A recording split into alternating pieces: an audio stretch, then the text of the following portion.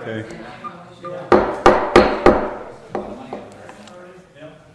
I'd like to call the special meeting of the Paradise Irrigation District to order on Wednesday, the 22nd at 6:30 p.m.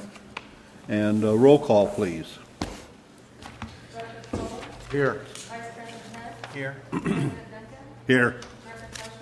Here. Present. Did you bring a present? Please stand with me and pledge allegiance to our flag. I pledge allegiance to the flag of the United States of America and to the republic for which it stands, one nation, under God, indivisible, with liberty and justice for all. Director Hunt, how you doing? Okay, the next item on the agenda is approval of the consent calendar. Is there anything anyone wishes to take off of it for the directors? I don't necessarily want to take anything off of it. I just wanted to make a comment on item B. Well, let's take it. We should take it off unless you don't want to vote on it now. I can vote on it now. Oh, you can? Okay. Anybody in the audience wish to take anything off the consent agenda?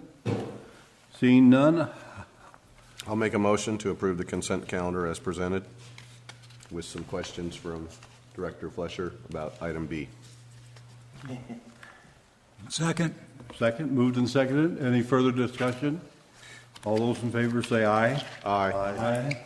Any opposed? Passes 5-0. Public participation. Individuals will be given an opportunity to address the board regarding matters not scheduled on the agenda. Although the board cannot take action on any matter not on the agenda, comments will be limited to 5 minutes per speaker. Opportunity for public comment and agenda items will be provided in the time they are discussed by the board, with comments limited to 5 minutes per agenda item. Is there anyone who has something to speak to that isn't on the agenda? Please come forward and identify yourself.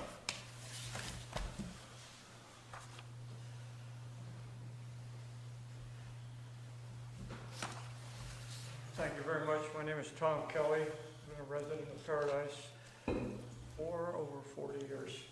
Got a couple items for you.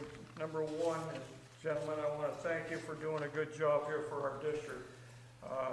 We don't always agree, but this district has survived as an independent agency for years, and that's the way we want to see it run, not being taken over by the state. We want to keep this thing private, not, we run ourselves, we're responsible to the citizens of Paradise, and we're doing our own good job running it. The long-term goals are looking for a couple of things in Paradise that since we've grown from a little town of 5,000 people, now we've got 50,000 people up here, we can see we're in the long term, I wonder whether Del Oro Water District is even going to survive. A long-term way out there, the goal would be to see whether or not Paradise could incorporate the Magalia area, take over the water rights of Del Oro, and run. That's a very far out goal. But the other thing is, I think that the constantly looking for new water rights. That's worth more than anything else. And preserve the ones we have. The state agencies are presently trying to take over water. I mean, as you can just see it. Rainwater, groundwater, everything. That's crazy. I mean, we're doing a good job. I'm always working on the other end of the business, in the wastewater. And there's a couple of things. I've got a new company came on board, Equiva. They're doing a lot in the wastewater and water treatment area. I'm giving this to your engineers. And then Water and Waste magazine, it's one of the industry leading magazines, is taking a survey currently. They wrote to me and said anybody who's interested in helping them with a research project, these are things you want to see in the water industry. And I'll give you the copy of the letter there too, so that you can respond directly to them if there's anything. I gave a letter to the town of Paradise. Any water issues that are currently things that are on your agenda, because this becomes an industry, gets into the industry magazines, and it might help. You might get some responses that other districts might have a way of working that'll help us. And the last thing all I can say is thank you very much again. And I'm glad to be here. I'm glad you guys are working for us. Thank you. I'll give these to your secretary. Very good, thank you. You can give them to me and I'll pass them down. Okay. Okay. Anyone else? Seeing none? Isn't the old business going to take a little while? Well, we're just referencing that we moved it. Oh, to the thing, oh, okay. I saw it back over there too, okay. So we don't have to do it now. Okay, then old business. Then Bill, Doug, did you want to say something about B? Oh, no, the other thing I was going to do, Keith called me and was talking after the meeting when he was doing some research on these utility beds. I've had the opportunity to do that more than once in my career, and I just wanted to compliment him on putting it together. There's 3 major companies that manufacture them, and this one that we have here, which Suzuki, or however they pronounce it, is certainly one of them, and he saved a tremendous amount of money by going out to bid. And I just wanted to compliment him on it, because I know he did a lot of research and calling, and I gave him a couple of names of people to call, and Douglas is one of them that's on here, was the highest bidder, as a matter of fact, which I don't have that page open right now, but anyway, which is a very good bed. We have one bed that we just put on, one down at Butte, and so I'm sure that this is it. I just wanted to compliment Keith and his efforts to find the best deal. Saved us several $1,000s. Okay. I just realized that I should have had a roll call vote on the consent thing. Right, I saw it. I talked about it earlier. Roll call, please, on the consent agenda. Director Corolla? Yes. Vice President Hunt? Yes. Director Fletcher? Yes? Director Kellogg? Yes. President Becker? Yes. Passes 5-0. Okay, old business, we're going to go to agenda item 5C.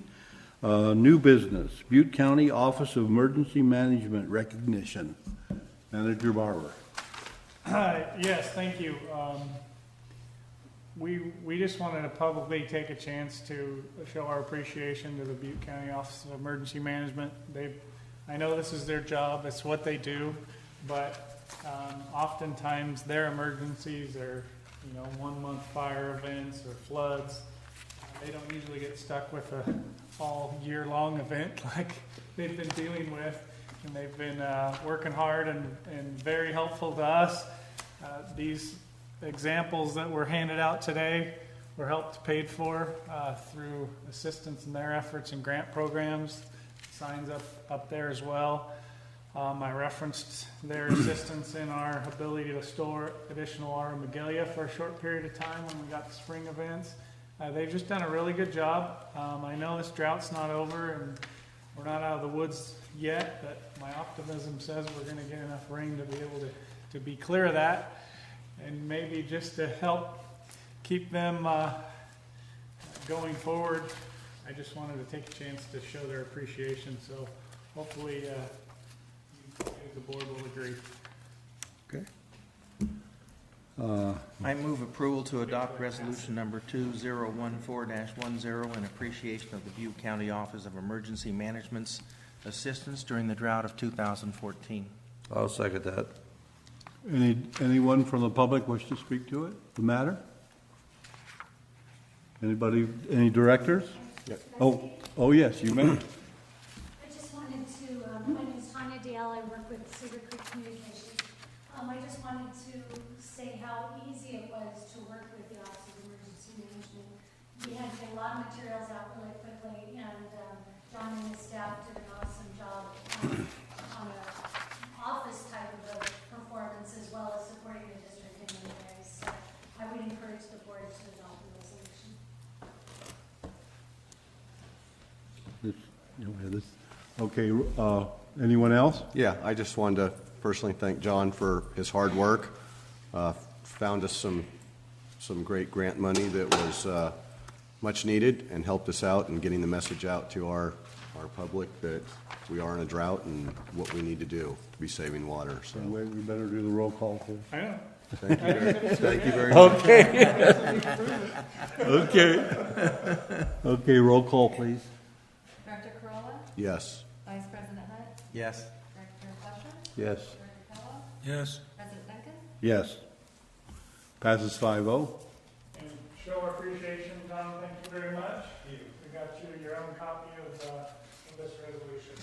Thanks again. Yep. For me, it's a different type of an emergency disaster. Drought is probably one of the slow disasters, and for me, learning about all these water rules is another thing that just go crazy. I'm hoping that curtailment ends for us here shortly. But again, we thank you, and we'll continue to work with you, believe me. For me, it's been an honor and a privilege. We hope so, and we really appreciate it.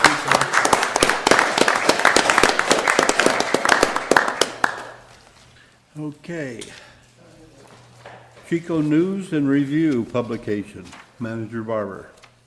Yeah, you have my written report. Chico News and Review approached us about doing a special publication specifically directed to the district's needs and for our use and distribution. No advertising. This isn't an insert or it isn't a part of their paper. This is just an ability for us to tell a story to our customers. So they were invited to the Community Relations Committee, made a presentation there. We did some research. Mark and Tanya Dale, our consultants, did quite a bit of looking into it and assistance with us on this.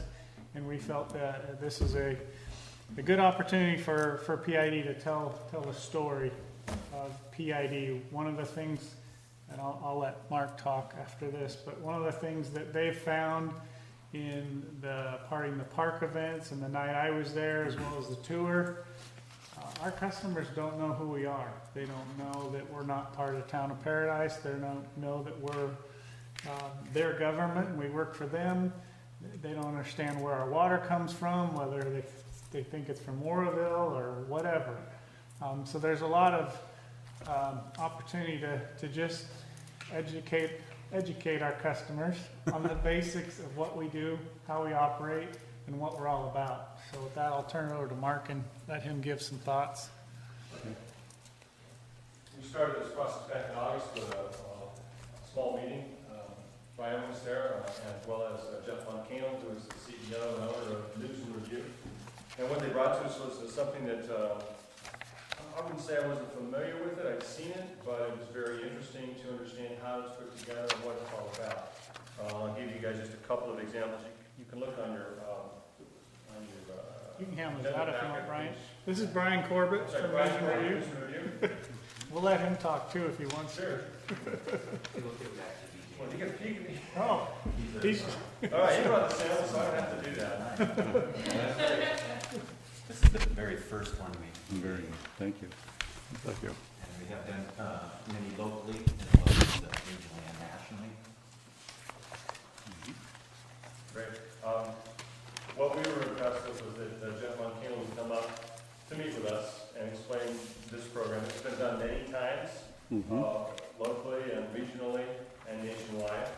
And the process, I think, is well suited for PID because it allows PID to have good control over the process, good control over the vision for the publication. We're hopefully going to be contracting for 50,000 copies, similar to what you see in your own hands there. They're not sullied by any advertisements from any other sources, which is nice. They have a long shelf life. Newsprint tends to kind of yellow a little bit pretty quick, so we'll keep it in the dark. A nice warm closet somewhere in here. But we do have a centennial coming up, and we are going to be ramping up our efforts to communicate with the community, with our customers. And I think this will be a nice addition to our tool set. that we can reach the community with. And I also was impressed that Mr. Von Candle actually offered to come up and participate personally in the process if and when we do decide to do this. And that showed me a lot of commitment on his part. The other thing I think is good is that it's going to have to be an opportunity to bring the staff together.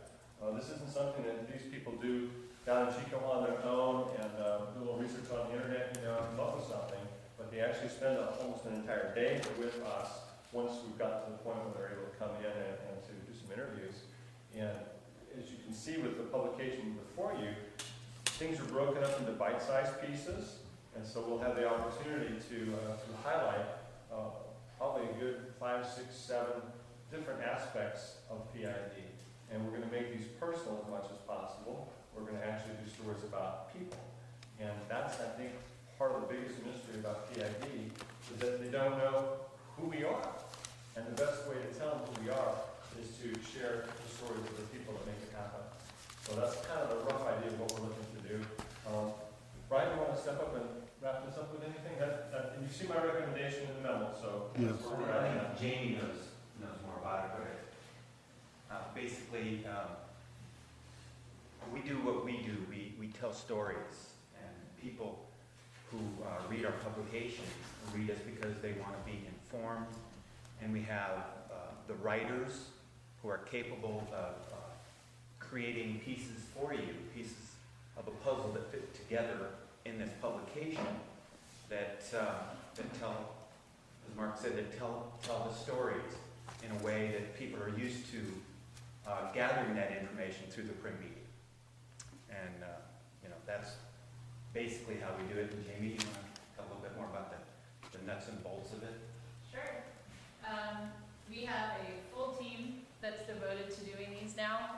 We've done a little over 200 of them nationwide now.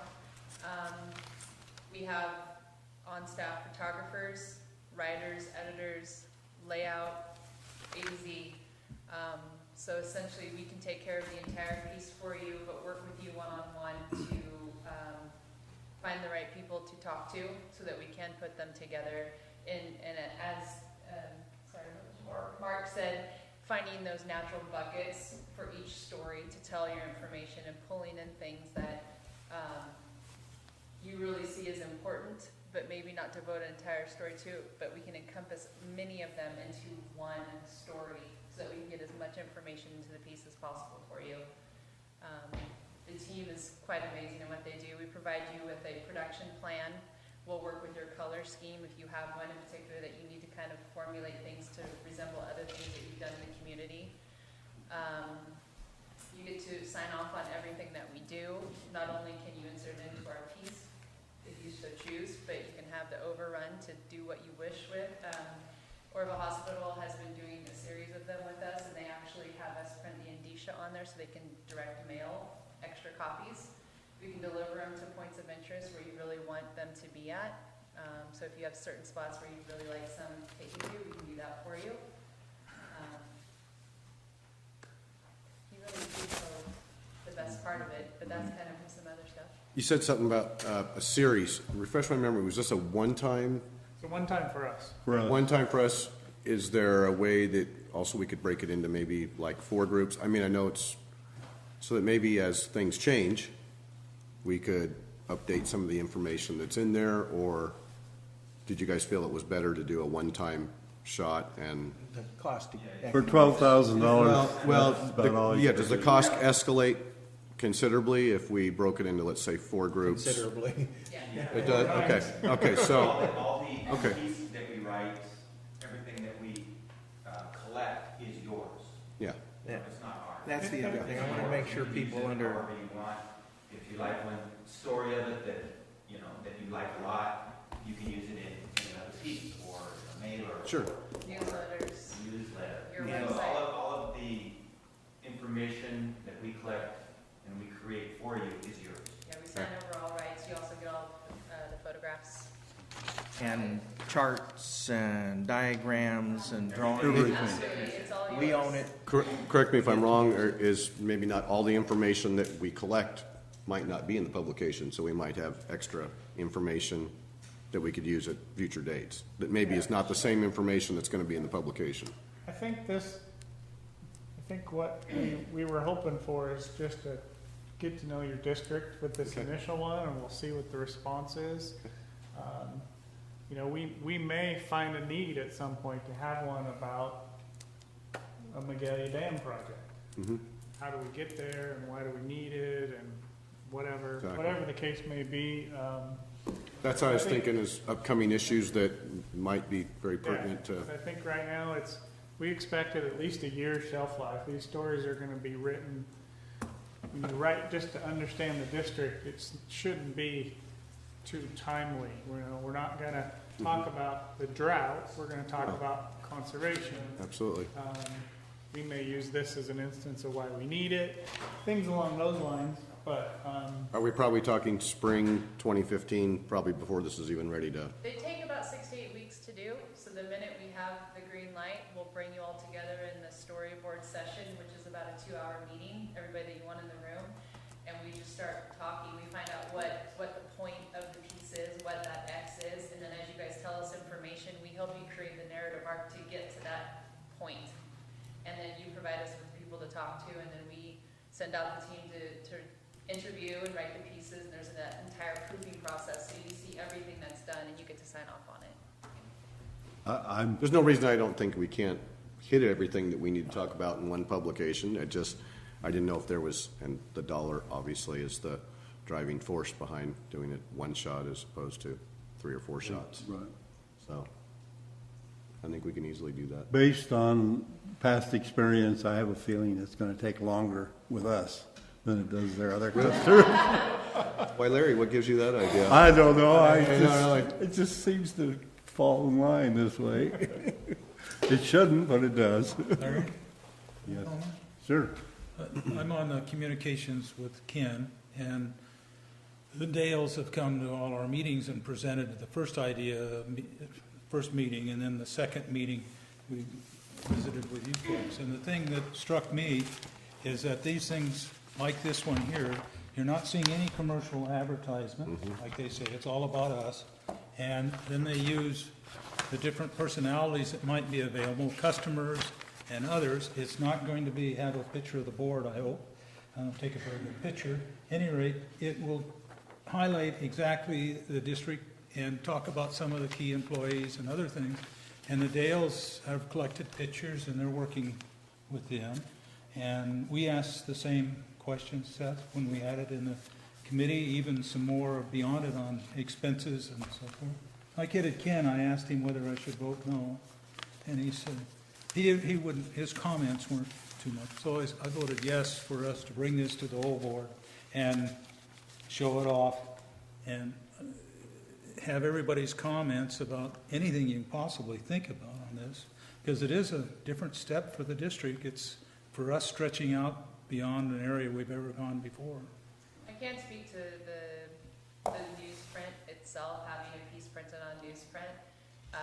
Some of the feedback that we've received from not only customers that we've worked with, but from readers themselves, they say that it doesn't feel like a slick, glossy advertisement.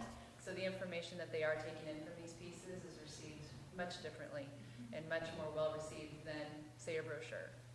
So. I guess the committee did are recommending The this. committee recommends that we expend these funds for this project. Right. Doug has a question about budgeting, I think. Yeah, as always, well, if you noticed, I actually turned my chair around and was visiting with Brian and Jamie, and the reason was I wasn't talking about this. Jamie and I both, she's still doing work for Blue Diamond at the receiving station down here in Chico. I was there for 4 or 5 years, and you've been there 16. And so when she walked in, I said, I know that lady. Well, anyway, it's because we worked at Blue Diamond all hours of the day and night and accepted tons of nuts, right, on here. He even called them Ammons because I met Brian for the first time. But just so you know where we're coming from, I always ask, is it a budgeted item? When I see something in the agenda that's in any figures, but particularly when we get into the 5 figures, is it a budgeted item? And I don't know if you can do it real quick, but on page 62 of this year's budget, can you bring it up real quick for the wall? The budget? Page 62 of the budget. I don't have it with me. The agenda or the budget? No, the budget. Budget. You don't have the budget. Huh? You don't have it budgeted? We don't have the budget on Don't have this- the budget on this that. machine. Okay, well, anyway, under community service, That's customer service. customer service, pardon me, there's 12,000 here, and you got 84 for this fiscal year. Is this the 12,000 you're talking about? No, it would be more in, So it was actually budgeted for? yeah, it would be more in this one here. See, there's outside services for $225,000. Okay. That's where it would come out of. What It was wouldn't it? come out of this. What was that 12,000? It's probably just in case we have customer service. Okay. Yeah, I had a question. I think it's a great idea. It's more in the administration. And you'll side. see, I brought this for several years. I was involved with this at Butte College. In fact, I helped put it together. In fact, I have my picture on it. The only thing I'm in there now on is that I'm a member of the Butte College Foundation Board of Trustees and have been for quite a number of years. But you say they don't know the PID. It's hard to believe, but you cannot believe the number of people in Butte and Glenn County that don't realize that Butte College exists. I don't know how in the hell they can drive to Chico or any place else and not know that. And the vast majority of them that really need to go to Butte College don't think they're eligible to go. You see, so you're talking, I know exactly what you're talking about. The other question that I have, this is put out by MC Squared. I just asked, I don't know what it costs or anything like that, I used to know, but if we're spending that much money, and I have their paper right here, I read it all the time, Brian, on here type of thing. Should we go to bid on that kind of stuff? This is a unique item and opportunity. It's not something we could really bid out that I'm aware of. I mean, we did, part of the process was Cedar Creek's here trying to tell our story. So I took a lot of effort and pushed it to them to find out. And I think they would tell you, glossy or not, they'd have a hard time doing this for $12,000 printed, 50,000 copies. And But say the, Important in the hands of professionals, seriously. Yeah. Tony and I could do this, you could probably find other people who would be interested in approaching it or trying to tackle it. Yeah. But I was struck with the fact that they have 200 publications under their belt. I've got a stack if you'd like to look at some additional publications. I don't need to look at it. I've been reading their paper forever. When I go to Sacramento, I pick up one from Sacramento. I look at it. I'm a very fond fan of your paper, JB, out here. I don't agree with everything that's written, but most of it is good. I was just questioning on that, because we have a statement that anything over $3,000 we go out to bid on in our bylaws. those are policies directed towards staff. When we bring something to the board, the board sets policy. So they can proceed with a project like this as they see fit. Okay. It's not, there's no legal requirement for us to put this out to bid. It's just the staff can't do it for over 3,000, but we have the budget is the only thing that limits us. There's also, I didn't research Just that getting part, your but just there's getting your certain times clarification. when sole sourcing is appropriate, and this would be one of the times. Okay, any further discussion? Okay, I'm going to move to approve to authorize the general manager to execute an agreement with Chico News and Reviews in the amount of $12,000 for the development and production of an informational publication. Second. That changed things. I did change it. It says educational, and I don't like that. I second. Okay, what? Can I speak? What Yeah, did you missed change, Larry? you missed the thing. Yeah, I changed it to informational. Right. Instead of educational? I said informational instead of educational, because I don't think we educate our customers, we inform them. Oh, well, I thought the goal of this was really to educate our No, customers. we're not gonna educate them. You're gonna educate somebody. Well, information is education, so Right. that's, Okay, Education, if you learn something you don't know about. okay, I guess, Exactly. yeah, if you missed the thing, but come on up before we make the vote. We'll make an exception for you. Thank you, I appreciate that. It made one when I was born, that's why I'm here, so thank you very much for it. I'd just like to say, this is a perfect opportunity, informational, to put in the woes that we have with the filtering plant and the vote that needs to come up to get the money from the public to pay for the the new treatment plant, wastewater treatment plant that we're gonna get, and I'd like to, being out its information, I'd like to see the board put that in there too. The importance of getting that and the cost of that, the estimated cost. I think that'd be valuable public information. And that there is a vote coming up, and we'd like them to participate. Thank you. Okay, thank you. All those in favor of the motion, say aye. Aye. Aye. Any opposed? No, I think it's educational. So you're no? Yeah, I'm no. You're a no, okay. Passes 4-1. So it is educational. Oh, sure it But is. information is education. Exactly. That's how you do it. I just don't, there's a lot of people I know that don't like to be told they're being educated. And I'm one of them. Yeah, I figured that one out. Okay, thank you very much. How do you proceed? Contact me. We'll be in touch. Yeah, we gave the manager the authorization. He's going to handle it. Thank you for taking the time to come up. Nice seeing you, Jamie. I did get a bunch of yours when you had an article on Jeff Mayle. Jeff Mayle, who's Paradise gentleman, who's with the Eagles. I got a whole bunch of yours then when yeah. So we do. Thank you read for your coming up, paper. taking the time. Bye. Okay, next item is the PID Rules and Regulations Policy Manual. Manager Barber, please. Yeah, there's a lot to cover here. Keep in mind, this is a project we're working on, so we can discuss it if you feel like we need more time at another meeting. That's certainly an option. The chapter 5 through 8 you saw last month, you had a chance to look at. It didn't change greatly between then and now, with some legal input on that. And then 9 and 14 are new. I pointed out a couple things that you should pay particular attention to. One is the leak policy, and after talking with Dustin on that, and I guess my suggestion in section 7.9 is let's discuss it and get your input and thoughts, but that's probably a good one to table. It probably needs a little more massaging than what it has right now. Legals like to have a little more input in it. And then training was a big issue, so I highlighted that. And then I also gave you this. These were comments from legal counsel that I tried to interpret correctly. And as you can see with his blue marks, I've missed a few spots. Oh, okay. So maybe we, there's nothing in 6.123 that's going to be life-threatening immediately, so you could adopt it with my changes, and then we could go back to the committee with Dustin's further, and we can revise that one at a later date too. Could we break it up? There's 31 pages here of changes, and there are considerable changes, that really much more than we've done on any others.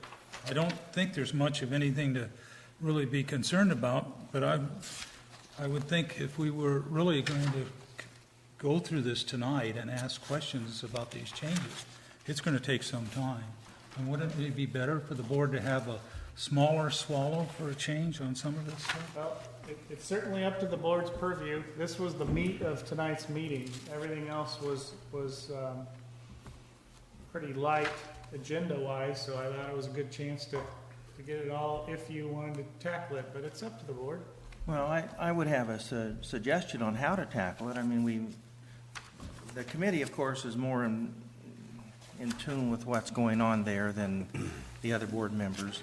The board package has been out since last week. If the board members got through the package sufficiently to just ask questions, and it's not that we have to go through and review every line, but if there are things that you don't like or that you have questions about or need further information on, perhaps we could just go down the board members and if we spend an hour on it and get those questions solved and maybe revised or to accommodate any concerns, then we may be able to go ahead and just process it and pass it. I had a question. Was this the work of the intern that we had hired this summer? Was this some of the stuff he was working on? Yes. Okay, good. Is he still Was with he us? the one that basically did the rewrite with your perusal and all that? Well, we had a draft new policy. So what he did was, he took the draft new policy, he addressed all the old policies that were with it, and then some of the issues that needed to be updated, we worked together on and updated. He referenced other districts' policies, reviewed those to see if there's any ideas in each section that we should consider, and he brought some of those forward to us to look at. And then all that went to the committee for review. And the committee hashed it around and changed wordings and recommendations and sent them back to the drawing board sometimes. And we met again on it. And then legal was involved too. My idea is basically, as board members, the ones that weren't on the committee, and that there's an awful lot of redlining out and new things in here. And I have been very busy with my business, and I have not had the time. I read through it once, but usually I take something like this and do it 3 or 4 times and make comments, because there's questions that come up on the second or third reading. And that's the only reason I would ask for it to be broken up in sections, for the board members can do a better job of reviewing it. I don't know if there'd be very many questions, but I would certainly. I notice a couple of our board members are reading it now and trying to get caught up to it. It's very extensive. Well, I'm just looking for anything that stands out. Yeah. So that's the reason. My question is there any major changes? Anything that really, Well, the big ones I pointed out in my memo, and that was the leak policy and the director training issue. The rest are a lot of language and where's the director training one? It's on page 33, and it's one we should do separate, It's on the screen. Oh, okay. because this relates back to what we had that vote on, 2 different votes we ended up with, because it says, subject to board approval, and all of a sudden it's annual limits provided in the budget as far as training. In other words, the expenses and so forth. Oh, you changed, okay, I see what. That's why it was highlighted in George's memo. Yeah, it was in. I think that's one I didn't we- catch it because it's not in red. Yeah, that's the one I it's caught in blue. tonight, and I thought that one needs to be taken apart separately, I would think. Because we know we don't all agree on that.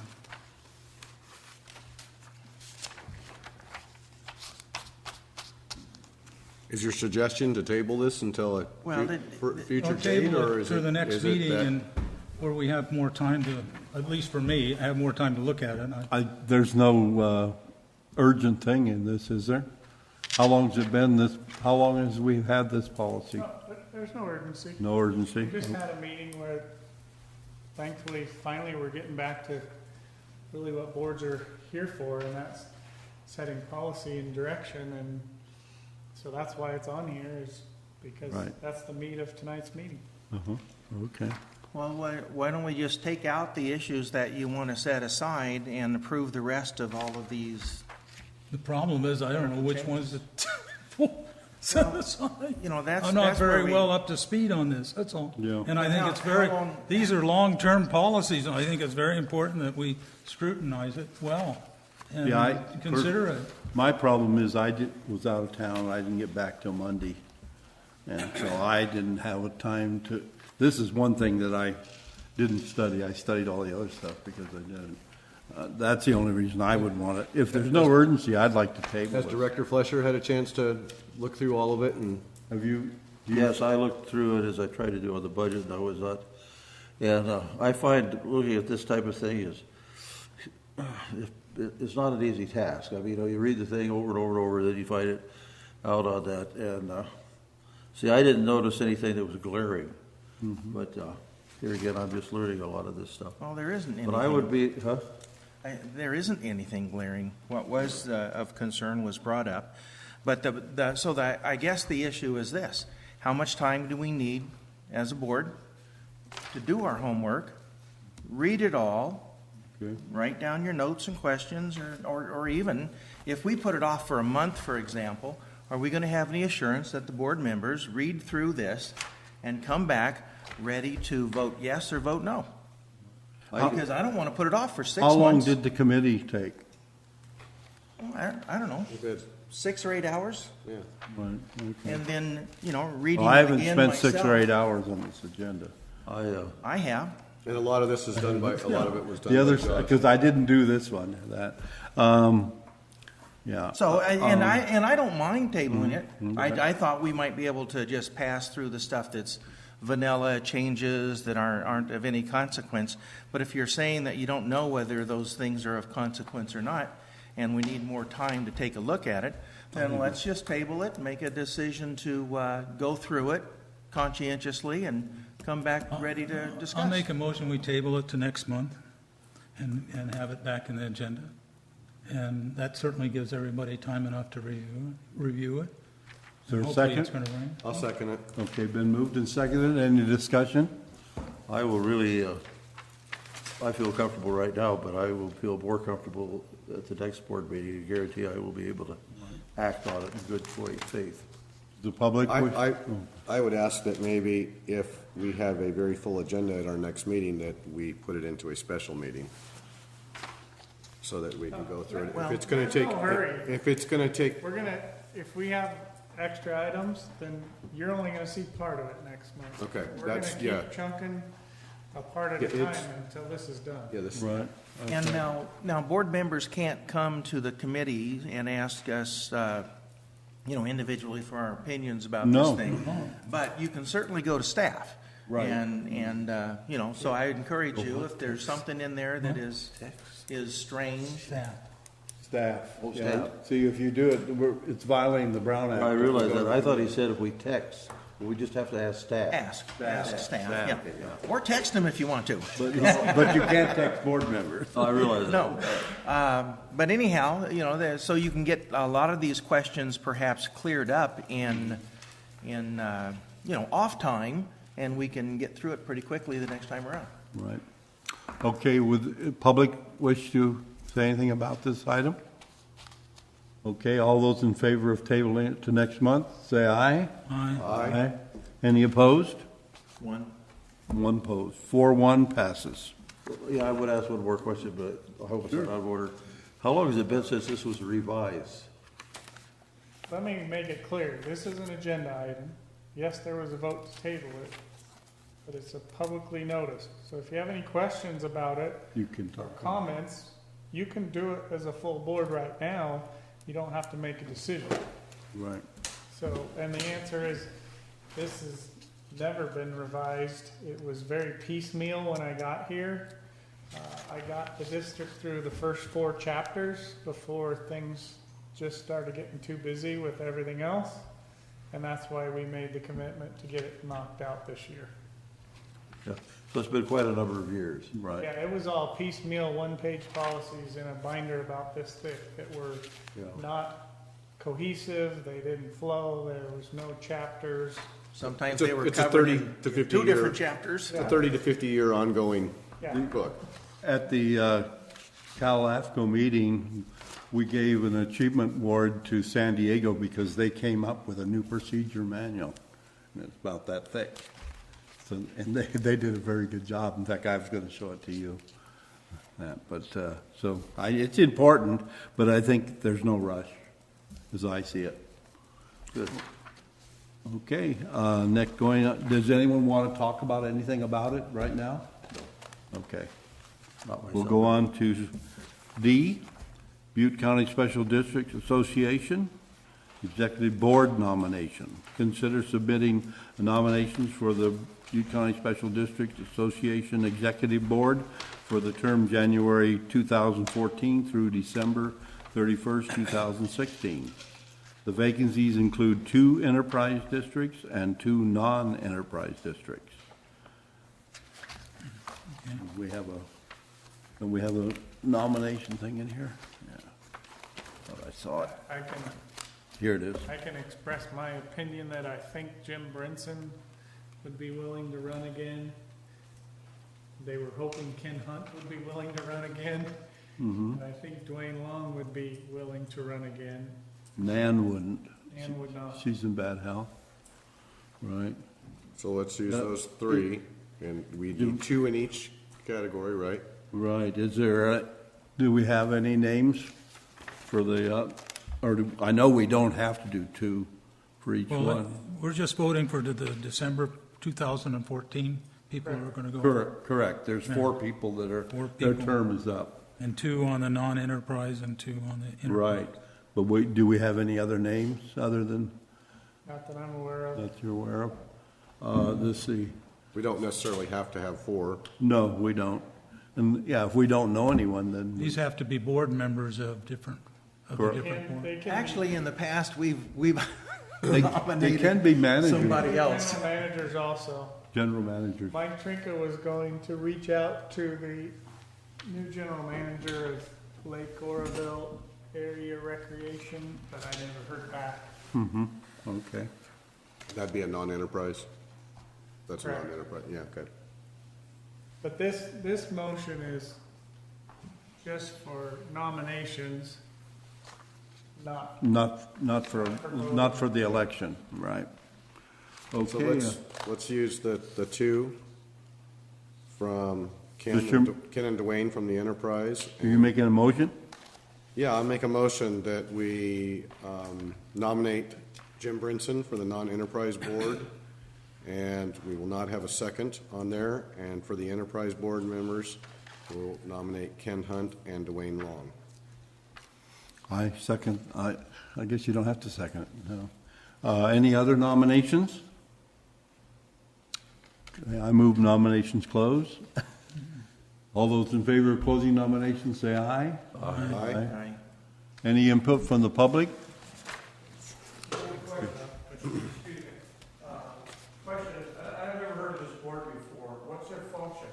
Butte County Special Districts, it was formed when the special districts felt they didn't have any avenue to go to the supervisors board and to the LAFCO. Representation.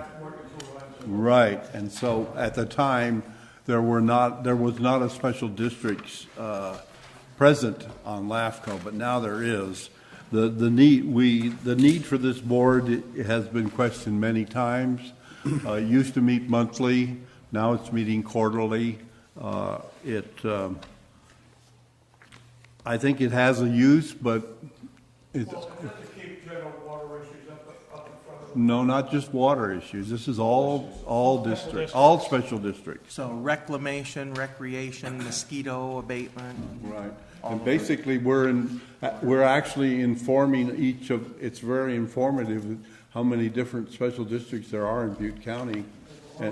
And it helps to, we try to learn more and more about the special districts. Okay.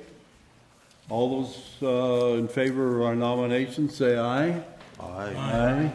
Any opposed? Okay, we have done our nomination. Larry, can we take a short break? Sure. Thank you. We'll take a 5-minute, until 7:25. Thought you'd be a Padre fan or something. Like really small kid rooms, kind of surrounded by a big area. That way, when the kids grow up, we can like blow out the walls and just have some big bedroom there, or something different. Okay, the next item on the agenda is December Board of Directors meeting. Director Hunt. Okay, pretty simple. That's going to be very, I will not be able to make the December board meeting because of the obligations for the Nutcracker that I participate in You can use it. yearly there. Yeah. As you know, those rehearsals go from 5 p.m. until about 10 p.m. every night for the entire week. And wanted to know if we could shut that regular meeting down and replace it with a special board meeting either the week before or the week after. I'd make a motion to have it on the 17th. Christmas Eve. I see. Staff But we don't have to do it on Wednesday, do we? My inkling is to have it on the 17th. I'll second that motion. Meeting last year on Christmas Eve. So we don't have to have him here? you The mean? 22nd, 23rd, I will be unavailable, so my actual only date that I do have available is December 10th. I agree with December 10th. That would be a good time. What about, is that a That works problem? for staff, that's the one we'd pick. That's the one you guys do. Okay. I'd entertain a motion. I'll make a, Well, you better make them word it. You got to cancel the old meeting? Yes, I move that we cancel the regular scheduled board meeting of December 17th, 2014, and replace it with a special board meeting on December the 10th, 2014. 6:30. I'll second. Okay, moved and seconded. Any discussion? Any discussion from the public? None? I think even if Ken didn't have the confliction, it'd be better to have it on that date to the 17th. Right, December is a very busy time of the year. right. It is for us nutcrackers. Yes, it's not. Okay, all those in favor say aye. Cracked a lot of Aye. Aye. Any opposed? Passes 5-0. Yeah, 5-0. Thank you. Okay, next item, Wetlands presentation by Director Kellogg, and he tells me that it won't take more than 6 to 8 minutes. Was it 6 to 10? Well, I heard 8. I think he said 3. I think he said 3 to 5 to me. I was. well, whatever.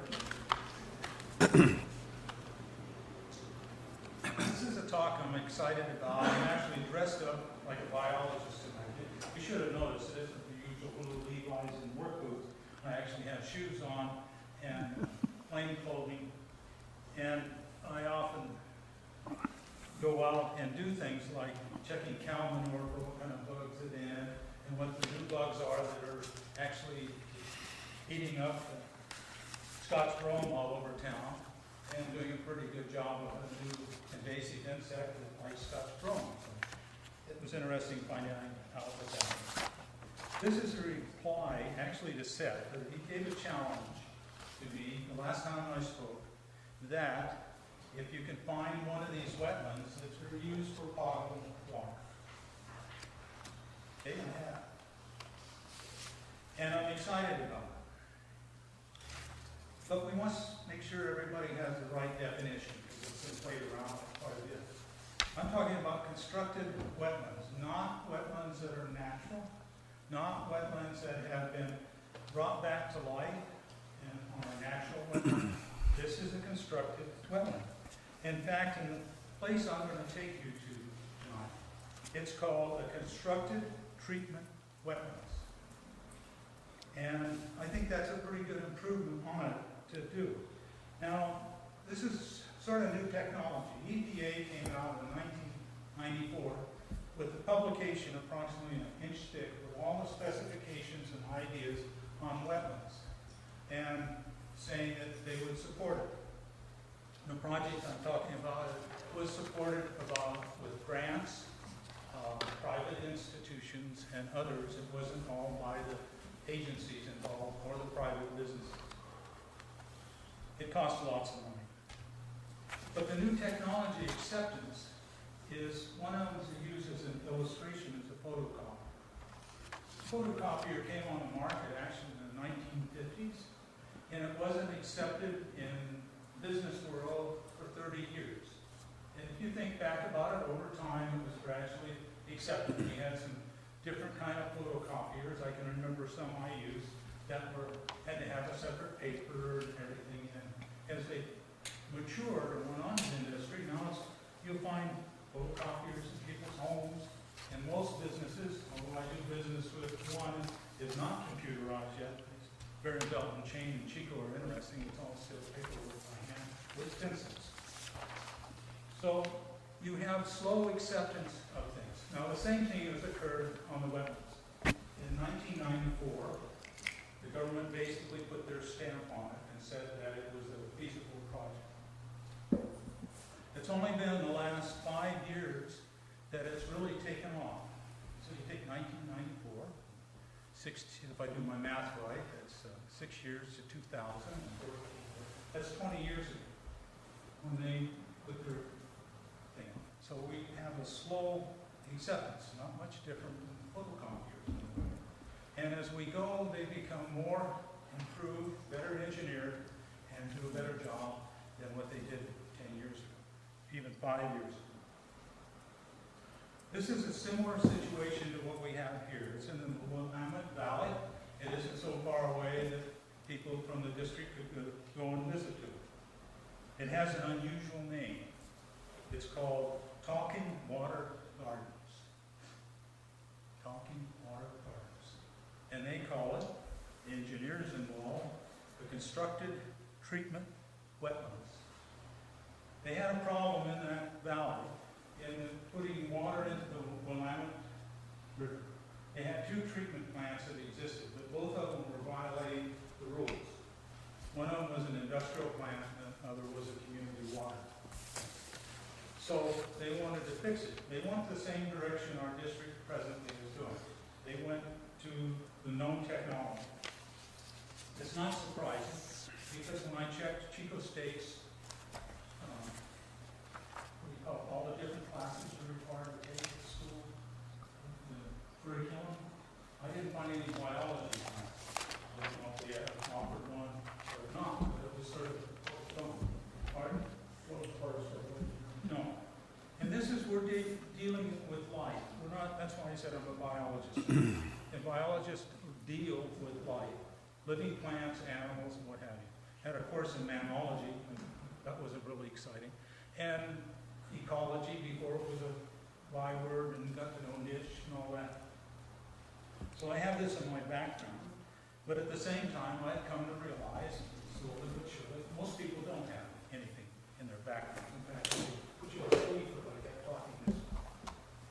But let's go back to the Talking Water Gardens. It's named that way because the Indian tribes in this area, or in that area I should say, talk about waterfalls being talking water. So they decided to do it. Because in this garden and in the wetlands, they have waterfalls. This is how they go from one wetland to another. There's a whole series of them. There's 39 acres of them in this, and it drops. The same thing could be done at our property. We could cut into the side hill and build small tiered wetlands, and then connect them with waterfalls. In fact, there's a waterfall below one of our ponds up there that probably only runs in heavy water during the winter. So it would be possible to use the same sort of idea. Layers, one to another. The principal reason that these people went to this, these Talking Water Gardens, was cost. They looked into what the cost would be to use the conventional engineering to improve these 2 sources of wastewater going into the Willamette River. And I don't know who got the idea of the wetlands or promoted it or what happened, but they ended up with wetlands with continuous, great deal of financial savings. The water goes back into the Willamette River, high quality, no damage to the fisheries, no chemicals from either one of these sources, and they're far dirtier sources than what we have here to contend with. It isn't just ammonia and dichlorobenzene, whatever that is. Actually, we can get rid of that one pretty simple, probably with one wetland and some waterfall. It would be gone. The problem is aluminum. So you have several where you can use them as sediment basins besides. There's been questions about wetlands, about leaves. They can rot in these wetlands. There's no need to be worried about leaves or pine needles or what have you going into them. Mosquitoes. You can use mosquito fish to lessen the hazard of mosquitoes. Snow. These get snow. And they operate year-round. Doesn't slow them down. Doesn't stop the biology that's present in them. That's working their magic on getting rid of the chemicals and other things in the water. It's turned into a community visit. That's why they call it Talking Water Gardens. Because the wildlife increased and the people can walk around these things. Most of the wetlands have low maintenance needs and so forth in them. They are easy to construct. They constructed them in this particular case 5 foot to about 18 inches high, depending on how they wanted to do the wetlands and what each one basin was intended to do. conventional, they've got waterfalls, they have cleaning up the worst chemicals, far worse than anything we have.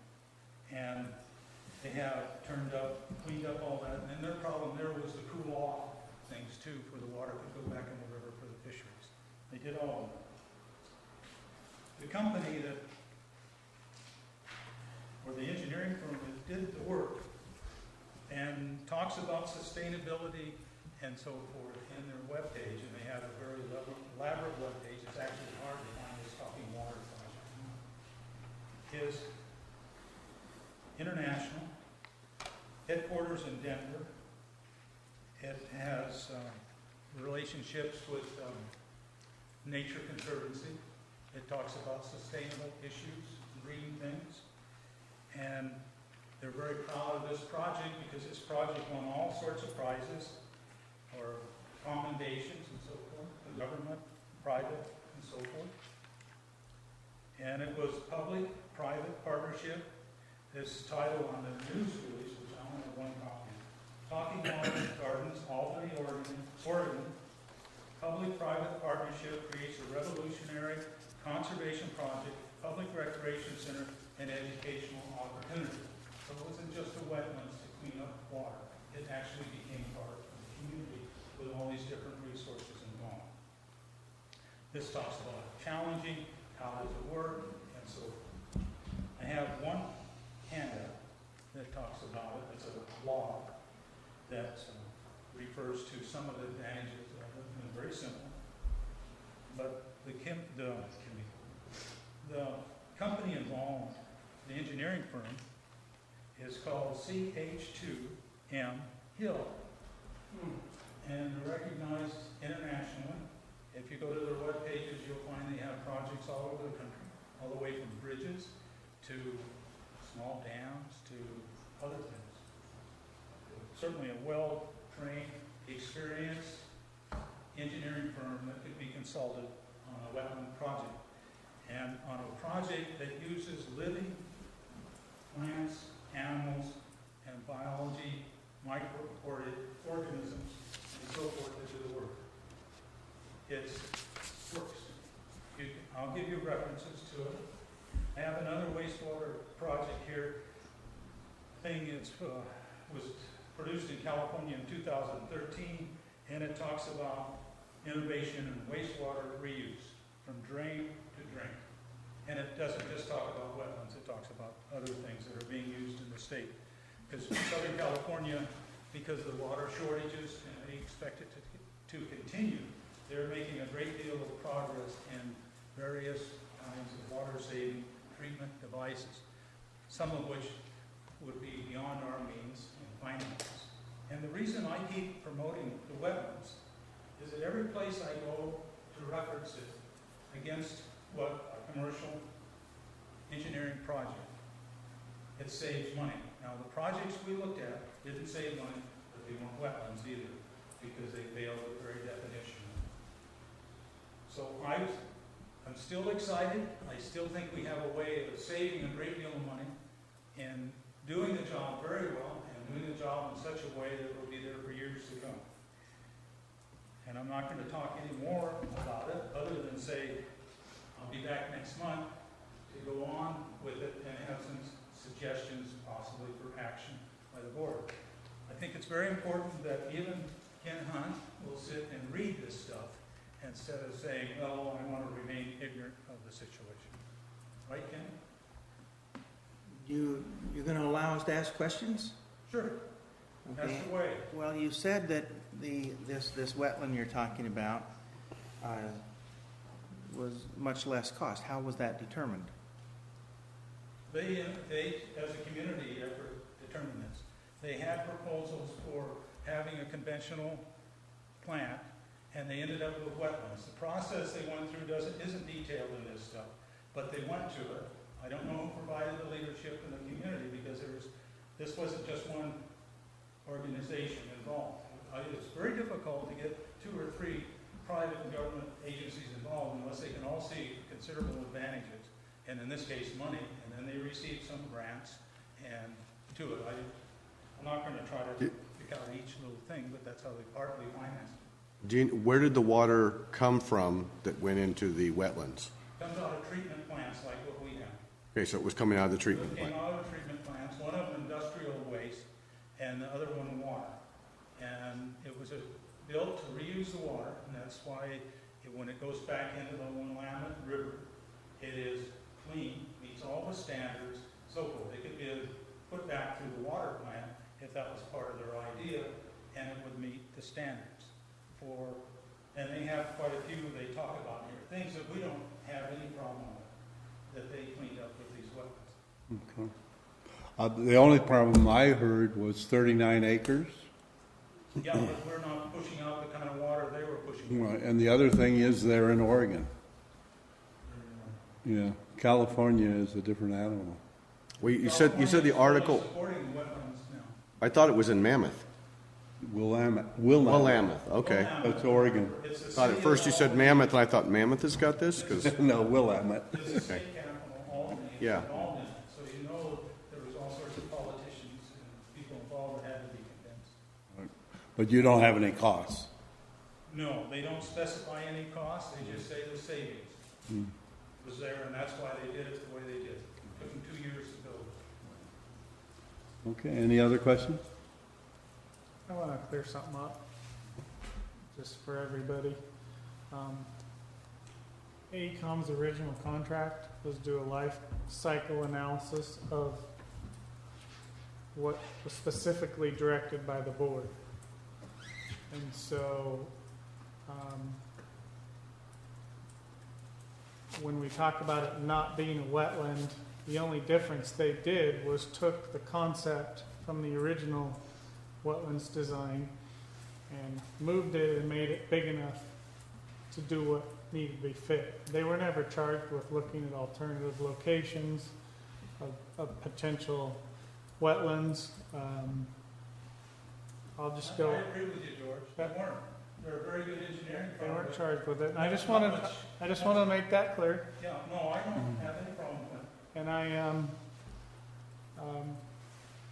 I was excited about your wetlands idea also, originally. And I came up with some alternatives. One of them was the park site, Paradise Parks and Rec.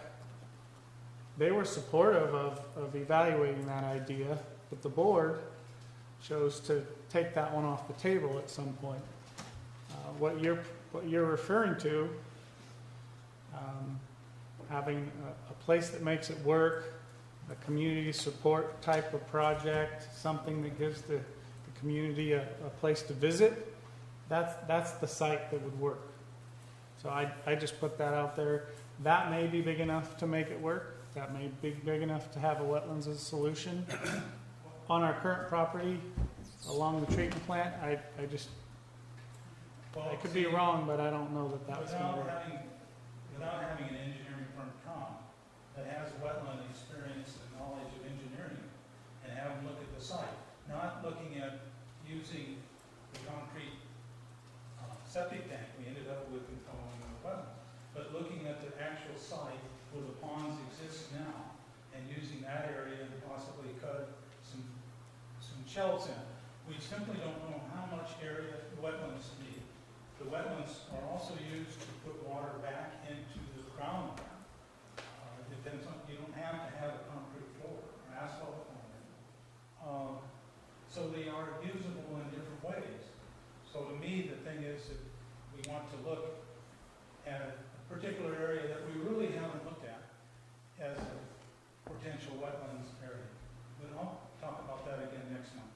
I want to make sure you're aware, the information I'll pass out basically gives you their webpage, and you have to go through it to find the one that talks about the actual project, and I can give, not only didn't I get prepared for the regular board meeting, this is a last minute thing for me. I thought about it for a week, but getting the information together, I don't have a secretary. So I will give Georgiana the webpage address where you can go to the actual Talking Water. Is that what it is? Talking Water Gardens. And you can look it up and make your own judgment calls on it, ask your own questions. I'm sure if you talk talk to the engineering firm, which I have in the past, to one of their engineers out of Florida to get information on wetlands, I'm sure they will reply to you. They have one page where they want you to ask questions. So this is quite a different type of engineering firm. And at any rate, that's my find, that's my excitement about it. It took a lot of time to find it and looking, and it's an answer to your challenge set that these things can be used to do potable water. Any other questions? No. Thank you. Until we start seeing stuff. Tom, do you have a question? I do have some questions. Can I make a comment, please? Sure. Thank you. I'm looking at this as an engineer. I'm an industrial engineer. My background was working for a company in San Francisco that built water treatment plants all through the United States. We built all the equipment for them. City of New Orleans, City of Minneapolis, City of Hartford, Connecticut. And the first clean water treatment plant in the United States is South Shore Lake Tahoe, which has been operating continuously at South Shore for 46 years. It puts out 0 emissions, and the water coming out of the plant is 0. And it's incredible, the whole thing. And then the amount of water is in the millions of gallons daily. It's coming out of that plant. One of the criteria was we had to pump all the water out of the plant, out of the Tahoe Basin. We were afraid that there would be a massive spill, and the waste sewage would get back into Lake Tahoe. Well, this is the first plant. That plant's been operating all this time. The water's pumped out 26 miles up to Antelope Valley, over the mountains into Antelope Valley on the other side. Now, in that 46 years, they've circled the whole Lake Tahoe area with sewage treatment plants pumping and going to a plant in Washoe on the other side, doing exactly the same thing and pumping millions of gallons of clean water daily into Carson City area. So the technology that was, this is absolutely unusual technology. When I came up here to Paradise, my job was to put the gates in Oracle Dam. That's what got me up here. And it was one of the projects that I was a project manager for, and also a Lake Tahoe sewage treatment plant. We realized that we had a need here in Paradise for an on-site district. We were faced with how to process our wastewater. We called a local company up in Redding called CH2M Hill, and Adam Hill Associates. There's a civil engineering. They set up the district. George, Bangladesh is his name, the chief engineer, wrote all the requirements for the district. We got it approved, and we've been working for over 35 years with the State Water Quality Control Board, managing the biggest district in the United States. This is it, in Paradise. Now, this is one of the reasons why I've been working on the other end, but the developments are just recently, there's been some breakthrough developments. There was one on desalinization just this year. There's one on flash boilers, use that we're going to look at putting them into the forest so we can burn out some of the forest waste. That produces clean water, electricity, and produces no waste. I mean, you can't even see these plants in operation. So the technology is, you guys run the board. Look at the engineering that's out there. I mean, there's this marvelous engineering. We're running, I don't know how many millions of gallons a day go through the system, but it's all going back into the ground. It's not being used. We can process water. And so that's one of the reasons why I said Paradise, the town of Paradise, is looking for how can we treat our water or reuse it. We can treat it, but we can't discharge it on the surface.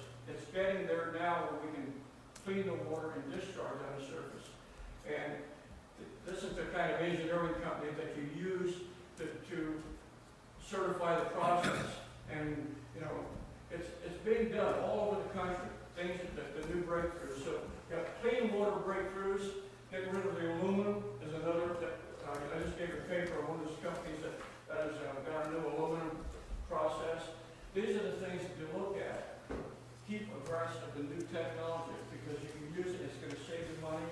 And if we can use this water again, I mean, they're talking about using gray water in buildings now, and how we're gonna use gray water. San Francisco, they're already designed buildings so they can use the gray water again.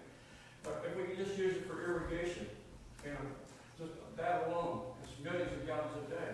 So, this company is not a little screwball outfit. This is a world-renowned company.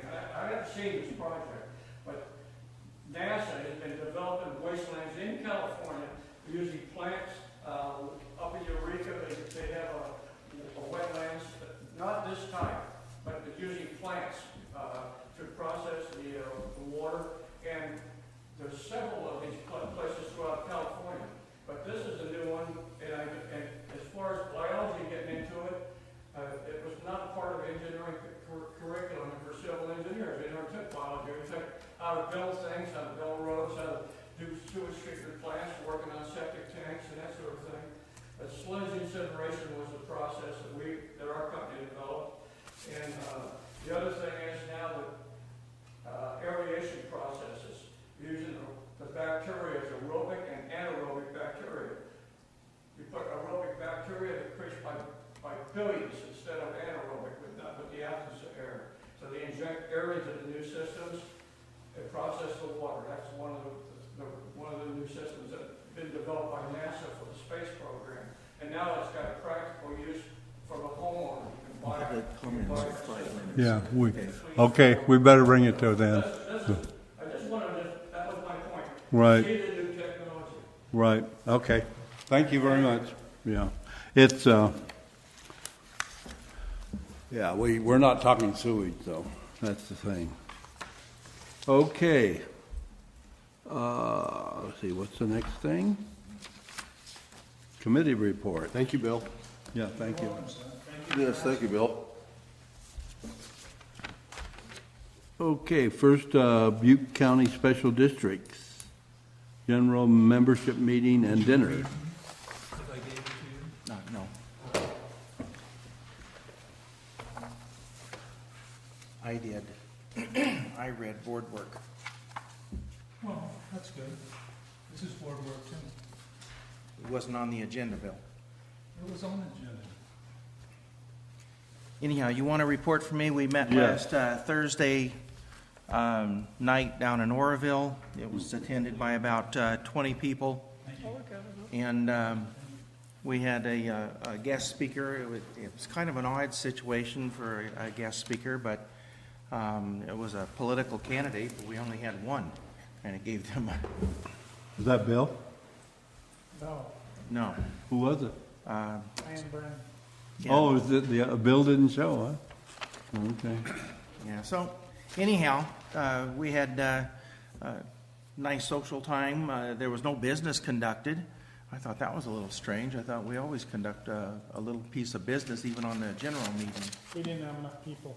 Oh, there was No quorum. There No wasn't quorum. Okay. Wasn't quorum. So we had our dinner and visited with people from various districts, listened to the speaker, and we adjourned with no business then. Okay, yeah, no quorum. Yeah. That happens quite a bit. I think there was one time we went like 3 or 4 years without getting a quorum. Really? Yeah. Yeah, it's hard to get it, and unfortunately. How was the place to eat? They did a good job on the food. The food was tasty. What was the name of the place? It's Bird Street Cafe. Bird. They have a meeting room, banquet room, and they could easily have handled, three times that many people. But it was a nice event. Doug showed up, and I was there. And I enjoyed it. It was a very good meeting. And I got to meet some new people and then visited with them. And it was good. Okay. Any other questions? Okay, a Water Conservation Committee. And Yes. Fletcher's the chairperson. Okay. We met on October the 2nd, had 7 main items of business. 3 of them involved the Cedar Creek Publishing, which I'll ask them in a little bit. And then one of the first one was a winter preparation for the demonstration garden. And I was working with the others, and particularly Ward Embry, and he was out of town at that particular time. I asked George, and George had me working with Jim Lazzarini. Yeah, Adjournment, I'll get it out here before long. And what we did is we went in and they kind of had a new backhoe operator, and we went down about a foot and broke up the ground as we've done in the valley many times. And I noticed last year there was, through the middle of it, or thereabouts the middle of it, there was a strip of clay. And I made the comment that that doesn't look like topsoil. And lo and behold, and it's not going to bother the garden at all, there's a abandoned leach field underneath there.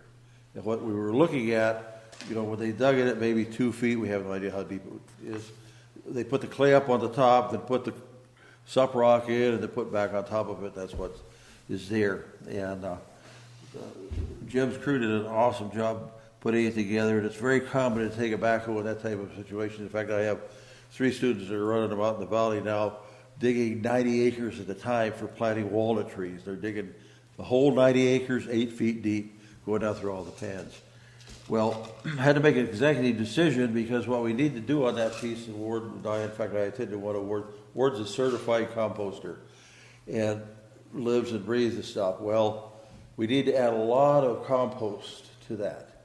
Well, we're talking about cost, and even though the worm farm in Durham is willing to make us some kind of a donation, and I wanted to get the cover crop planted on top of it with rain coming, and so Monday I came up and blew the seed out there, and this is what we planted. And Director Kellogg donated this seed. This is called a plow down mix. And in fact, this time, Bill, it's more legumes than it is grass. There's very little grass in here. It's all legumes, which is great with me as far as I'm concerned. And what the legumes will do will bring nitrogen. And while I was out there putting it on, in fact, Kevin came in while I was out there running around. It reminded me back in the late 1950s, damned if I wasn't a little bit younger then than I am now. And I planted on the berry orchard. I helped Mr. Berry plant, and he had a beautiful orchard there. It's where the hospice is at, the post office and all that, and we planted a cover crop in there like we're doing out here. Okay. And so we'll see how it does, and when we get back, if we want to add compost, I think we might want to reevaluate. Is this water conservation? Huh?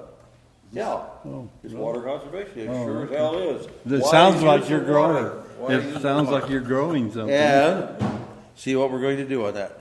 Number 5 and 6 and 7, and I don't know if you want to make any comments on it.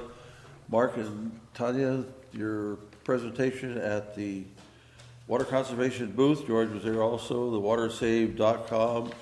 And did you make that last year? We did it last month. Last month. And the update on the outdoor landscape videos. Would you want to report on that? Or is there anything to report? Sure, as we reported to the Conservation Committee, we're in the process, right after the Conservation Committee, we reported running the videos on composting and mulching, and Ward was presenting a workshop. We videotaped that. We're going to be putting it together, but the focus, of course, will be on water conservation and how those 2 techniques can help save water. Right. Now, while we wait on, we should get a good germination on the cover crop that's a plow down. And if we're out of the drought and we have lakes full, we'll figure out what we want to do in the summer. If not, we'll just summer follow it again and see what happens. So I feel in good shape on the garden. Steph, you want to add anything? No, that was basically Doug got it all covered. Okay. Community Relations Committee. Mr. Hunt is the chairperson. Well, it's kind of, Other than a review of staff. okay, yeah. I was jumping ahead to administration first. I forgot what I was. Okay, yeah, because once again, I don't have my notes from the communication, the Community Relations Committee. You were working too hard on the policy thing. I guess, I don't know. That and my golf game. Right. So we met, we got a complete rundown from Cedar Creek about what work they had been doing, including with the other committees. We talked, of course, the agenda item earlier, and the Community Relations Committee recommended the approval of that type of a long-term, long-reach, long shelf-life story book entity that we can generate to help get our district better understood by our clients and our overseers, actually. Thank you. Gee, was there anything else? Bill? Okay, I can't remember. Bill, did you have anything else about the committee meeting, the community relations, that needed to be brought up to report back to the group? Other than me being criticized for being too personal with George, no. We talked about that at length, discussed it. And I said I ate some shoe leather and won't do that in the future. Yeah, okay. I think the focus was a topic about how the community's perception of the district is affected by articles that may be in the media. That was the topic of conversation. That it? Yeah, we were talking in the Community Relations Committee, and as a matter of fact, the post showed up for the last half of the meeting there, and we were talking about how we kind of wound ourselves in the view of the public by the way that we have been handling business recently, and just talked about the importance of maintaining a business-like orientation and an operation, respecting people who have different opinions, giving them the opportunity to bring that up, and vote no. So we'll have some people vote yes, some vote no, but we're discussed the ramifications to the district and didn't really come up with any recommendations about what we're going to do about it. It's an ongoing topic. Administration personnel. You're also the chairperson of that. I should get paid by the word tonight. No, then we'd have to call you a lawyer. We'd have to call you a lawyer then. Paid by the word. There we go. Well, admin and personnel is the one that's anticlimactic because we went through the policy and procedures manual. Shoot, we had another topic in that meeting also, though, I think, didn't we? Anyhow, we went through the policy and procedures manual. We tried to get it all tied up and brought forth to the board, which we did. Our recommendation was to approve the changes. Almost, if I were to put percentages, 95% of it's cosmetic, changing around, cleaning up the words, getting the attorney to help make sure that were areas where they thought might have been a little vague, that we cleaned it up, changed some things around from one section to another because it went better with that particular section. And I would suggest that the board members perhaps not look so much about what was changed, but just read the manual from the beginning to the end for the flow of it, and come away with it and say, did that feel good, or no, I'm concerned about this thing and they got questions and need to maybe make some changes there. So bring that back to us next time. George, did we have or Steph, did we have any other items on the agenda? I don't know if I'm confusing it with community relations. I don't think we. I don't think so. Okay, so that was what we did When there. you said that, I'm like, wow, I must have missed something in there. Well, it's because you were eating all those jelly beans. Yeah, exactly. Yeah, I was peeping, jelly bean eating. We did have a lot of work that night on. We did. Josh explained to the committee about our efforts at seeking a certificate of transparency from the California Special District Association. And we meet every requirement except a reserving policy, which is being worked on. And so as that goes forward, Finance Committee will be taking that up shortly. And then when the directors get their new training for Brown Act training, we can submit a package, and we should qualify for a certificate of transparency from the California Special Districts Association.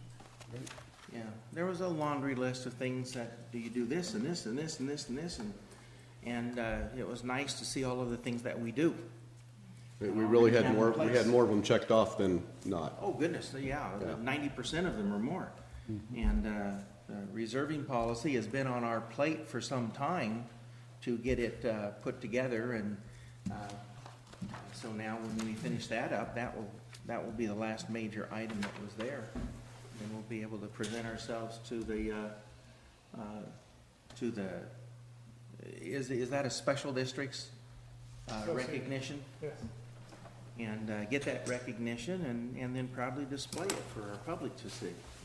And we'll have an agenda item. When it's all completed, we'll bring it to the board so they can see everything that's involved in that application and all we've done.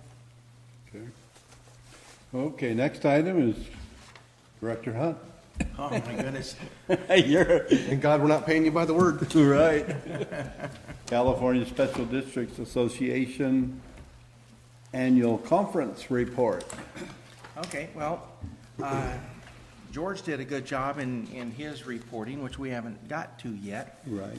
And so I'm going to just give a brief overview. We went down there, as you know, Kevin, George, and myself. The type of classes that I took there, well, you know, in general, I got to talk to other board members,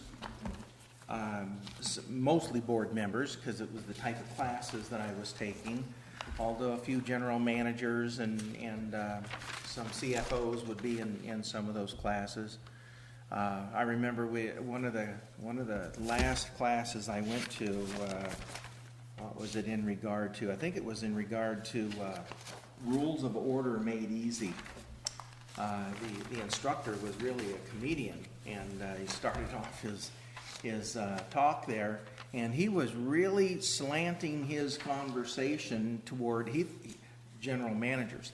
He thought he had a group of general managers in here. Oh, no. And he had all board members.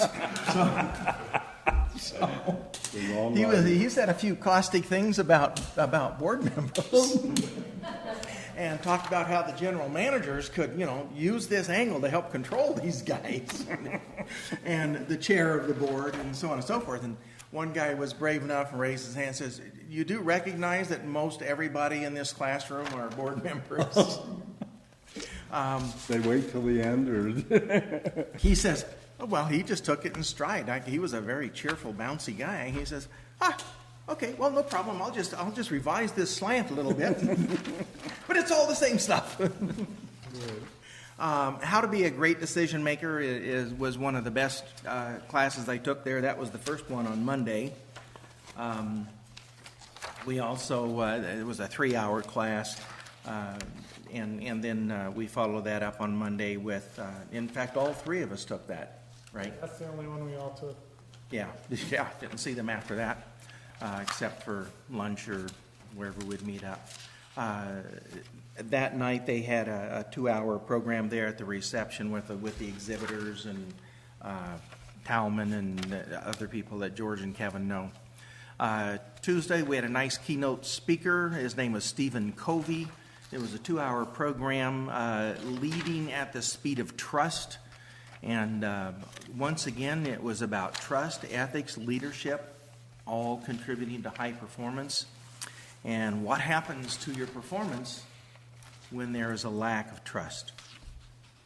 There are many more details I have, and there's going to be some small recommendations I may be bringing forth for consideration at future times, but this is an overview.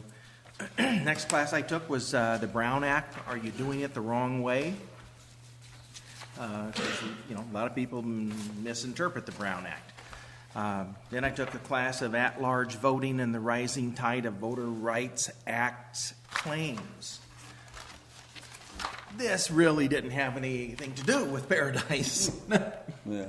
I was expecting a slightly different topic, and when I got in there, it's for districts that have a lot of minority, maybe various minority groups, Hispanic or black or Asian and what do we have in Paradise? Well, holy schmolies. But these guys were getting in trouble left and right because of the representation on the board and the way they were handling it, and the way they were this open district and gerrymandering the districts and not giving the minorities an opportunity to be elected to the boards. And the lawsuits that came up, my gosh, I forget what some of the examples, but they were pretty ugly. About things. And it was interesting, but it wasn't really what I wanted to get out of it. And then board member compensation rules. That was the other class I took then. Salaries, health care, PERS, and expense reimbursement, what they can do. We are an irrigation district. Is that true? Yep. Okay. And what they were talking about there, if I can flip over to my notes, was about largely water districts. Because after I got about halfway through the class, the guy says, well, now, the irrigation districts are not covered here. These are water district rules. And, well, okay. Blew you out of the water, right? I thought water and irrigation was basically the same thing, but I guess not. Water for humans is different. Anyhow, they have different set of compensation rules for water districts. And, we basically, I'm sure that we adhere to all of our rules. I do know that water districts can, and perhaps we can too, I don't know, would be to, if they have it in their policy, if they have 2 meetings on the same day, it's in our policy that we cannot be compensated for the second meeting. In the local vernacular, it's called a twofer. A two for the price of one. And some districts have it so that, especially if you're separated, like on some days I've gone to a meeting at the Butte County Special Districts Association where I serve on that board and representing and then we'll have a committee meeting here or a committee meeting or the board meeting at night, and in those rare instances we get paid one time and that's it. But there were some other there's some pretty severe penalties for making mistakes in that area too. Their health benefits, they were different. The COBRA was different. Anyhow, it was kind of interest, but it wasn't really zeroed in on why I was there. I thought it was going to be something that I would be able to come away, especially with our health care decisions that we're going to be making here, about what we can and cannot do. The next day, the keynote speaker was basically a comedian, Bob Gray. He was a memory expert. I understand he was quite entertaining, but I can't remember anything that he said. You knew that was coming, huh? On this day, I had another opportunity. It was the Great Board Chair was the title of the class. And that had some really advantageous tips about how to control meetings. They're really firm on having your policies and procedures set down. One of the things that they tout and really like is exactly what we have on the back. Yeah. We have it on the back of our, yep, there it is, that we have on the back of our agenda about policies and procedures about how we treat the public and when they can speak and what they get to say. And the fact that we don't ever deviate, if we say you get 5 minutes and there's nobody else in the audience, if we allow that person to speak more than 5 minutes, it could come back to haunt the board sometime if 4 weeks later there's 50 people here who want to talk and we let somebody talk for 10 minutes just because there was nobody else in the room. And then we cut somebody else off, they could say, wait a minute here. You let that other person 3 weeks ago talk for 10 minutes. Now you're discriminating against me. You're only letting me talk for 5. And you can get in real hot water on things like this. And they really encourage having the policies and procedures down firm and then execute firmly on them. They talked about the Robert's Rules of Orders. 770 pages of books, regulations that they say really is just overworked for small districts like ourselves. They made a recommendation of one here, and I'll be bringing that up also. Oh, Rosenberg Rules of Order. I'm going to look it up on the internet and get a copy and read through it and see what it has to say. Because they say it's pretty simplified and easier to understand, and you get the same thing done. Bless you. Anyhow, that was the great board chair. Next class I took was Board of Ethics and Conflict of Interest. That was a nice class.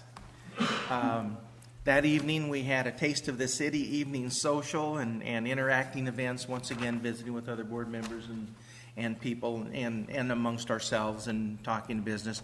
Had a guy who thought he was Frank Sinatra up there singing. The next day, Rules of Order made easy. So as you can see, I kind of focused in on the board, the Brown Act, the great board chair, board ethics and conflict, and Rules of Order made easy. So aside from what they said back there at the great board chair, then this guy brought up all of these things. And it was, he was that comedian type of a guy that not that that's his job being a comedian, it's just his character. Round, bouncy fellow. And then there was a 2-hour closing presentation on that Thursday. And other than some pretty shabby golf scores on when I could get out to play golf, those were all of the classes that I went to during the presentation. And my notes, I guess I must have 8 or 10 pages of notes here with things that I want to bring up, a little bit at a time. For example, and this is something Bill likes to do in one of these classes here. Which one was this? This is, I guess this one had a lot of notes. Rules of Order made easy. Anyhow, calling the question. Oh. You know that calling the question Has to be voted on. has to be voted on I know it. and requires a 2/3 majority To call the to call question. the question. And then you have to vote on whether you're going to call the question or not to get a determination as to whether you're going to do the calling of the question. So much faster. PID. Not the PID. Well, 'cause So whose rules are those, though? probably That came right Robert- out of Robert's Rules of Robert Order. Rules- Yeah. Robert's Rules of Order. Yeah. Well, fortunately, we have the out that we're not under Robert's rules. We don't have to have an out. I mean, we have our own policies and procedures, and we use the guidelines. It's not that we say we are governed by Robert's Rules of Orders. Right. Is we use whatever Rules of Order guideline we want to, and then just try to keep the meeting productive and going and taking care of the public's business. And that was their main focus here, was you set up these meetings and your rules and move it forward, and don't let people just keep bringing up the same old topic and going on and on and on and try to like get what you're doing right now. kind of. But this is my report on that. And I know that once I get the floor, I get to keep talking. Right. Okay. And that is the other thing and I will be bringing it up at some point in the future. And if I get to be president again, I'll try and implement this. is that when a person has the floor, they have the floor. And we will benefit ourselves if we recognize that and only have the chair move it from me to Bill, for example, so that Bill and I don't sit here and argue with one back and forth. I should say what I want to say. I just took a name at random, Bill. And, we would do ourselves a favor and I think conduct our business better. And that's probably what we should strive towards. So there's my travel on the trip down there. I still thought it was very worthwhile. I've got an idea that came up, and I in talking to another board member down there, I sent George an email on it several days ago. Maybe it was last week. I don't know. About something that I'd like him to call an admin meeting for us to consider.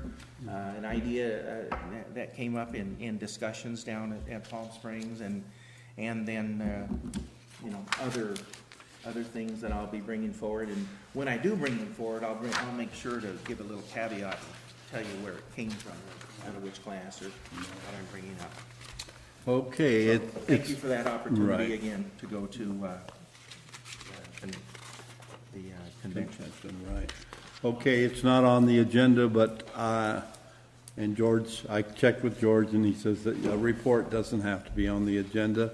I'm going to make we didn't have a LAFCO meeting in October, but I did go to the Cal LAFCO annual conference, and the theme was the past and the future. And this was, does anyone remember these telephones? The past and the future. Of course, the other side is about Route 66. I think you'd pay attention to that side, right? Highway 66. Right. But anyway, it was held 15th to the 17th, and in Ontario, California. Stress that. Unfortunately, I don't think we had a good attendance. They did have to pay, but a lot of people didn't show up. And I guess it's because it was in Ontario, California, and not in Palm Springs. Likely. Right. But it was very interesting, and there wasn't a whole lot to do with water districts, but it was what they did. I got several of them, but they did talk about groundwater a lot. And then the evening we had a wine and beer tasting contest. People bring beer and wine from their different areas. And they had a contest, and proud about their local brew and like bringing something from Sierra Nevada. Right, and that was it. And I sat down behind an empty table, and people came up and said, "What are you selling?" And I told them I was selling groundwater, but nobody bought any. Anyway, let's see. We did what they've always said is you should try and bring something, at least one good idea back from a conference. And the thing that struck me the most was that we had an assembly person, not ours. I'm looking for his name, but he made an interesting comment, and I guess he's not the only one, but he encourages people to contact him when they're in recess and tell him what they're concerned about, because he says we can't represent you unless we hear from you. And I sort of thought, well, they'd want to be left alone, but according to him, he wants people to contact him. And is he up for election this year?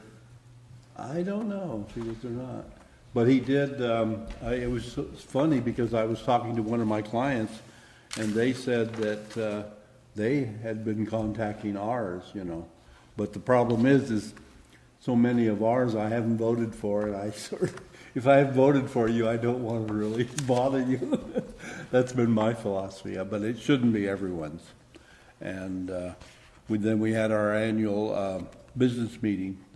I'm on the executive board, and our Steve Lucas from our local AFCO received an achievement award for being the best member of Cal LAFCO for 2014.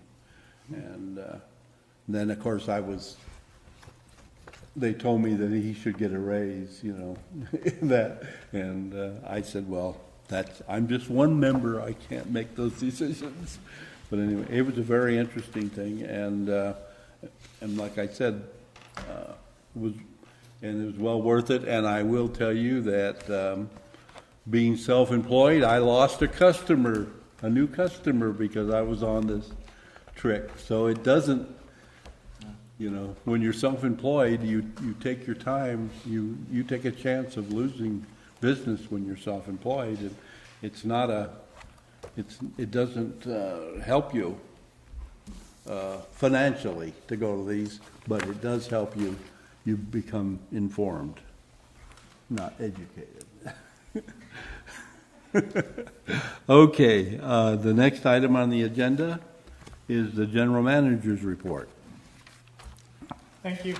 You have my written report. I have a few things to add. One, I hope you notice at the top of the new memo format for the agenda items at the top, you should start seeing our mission. And a reminder to consider how this agenda item relates to our mission, because one of the things we reiterated over and over, your mission is why you exist, and that's what all staff and board members should be working towards, is fulfilling that mission. I mentioned some kudos to the distribution staff on the Oakwood Lane project. That's the street off of Skyway below Ray's Liquor. They did a great job. 2 months, less than 2 months, from start to finish. That's services done. That's paving completed, the whole 9 yards. The guys worked really well together. We got a really good group of guys that are getting along, and they tried a few new processes to see how they would work, and they went quite well. So my kudos to them. Anytime we can get into a neighborhood and out of it in a couple months, that's really good for them. Yeah, Doug? I've had about 3 phone calls on this one, and they were very complimentary on the crew and how they worked, George. But one of the things that all 3 of them asked me was, are we just going to patch the ditch, or are we going to fix the whole road? And I said, I didn't know. We're just patching what we have to patch. We're not. So in other words, I haven't driven down the thing recently, but you put a new pipe down the road, as I understand it. We're just going to cover the pipe. Trench lines, yes. Okay, good. It's not just the trench lines, it's to the Newtown standard, so it's about quite a bit wider than we used to do. So it's a few feet wide. It's normal, every Paradise road we go into, if you drive on the patch or on our paving, it's flat, but your other wheel's bouncing around. It's fine. And then the offshoots, to the meters. Yep, service lines. Service lines. Yeah, service lines, thank you. You're just patching those too. Yes. It's not just patch, it's a full depth of hot mix AC. Okay, I'll have to drive down there. Saw cut. Look, I'm sure they're gonna call me back. They live on that street. No, so just remind them that the town of Paradise is responsible for the roads. I have done that already. Yeah.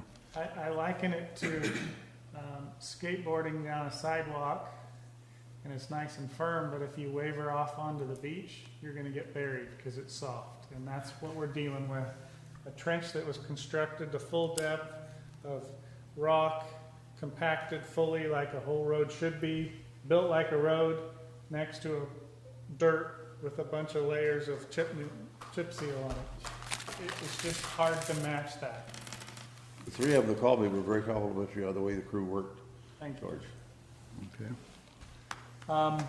We had a kickoff meeting with AECom, conference call on the project. Their first course of business is amongst other things, is peer reviewing the work done by Lee and Rowe, and we've already identified some potential flaws in Lee and Rowe's design. So we're working through that. We're going to do some testing take some grab samples during the different processes to help the engineers figure out the appropriate design for treating that stream of water. We're working with a property owner up by Paradise Lake. It's been quite interesting. I can only get you somewhat close. I believe it's up in, where's this road? I think it's up in this finger right here. They owns a piece of property right in here, and she also owns 100+ acres along this stretch. They are doing a timber harvest plan and a brush removal project on that 100 acres. We own 5 acres right adjoining to her house. She's been, so we were working with her to maybe partner together. That's not looking very promising at this point, but we are looking at our options for shaded fuel break on our own property that will complement the work she's going to do.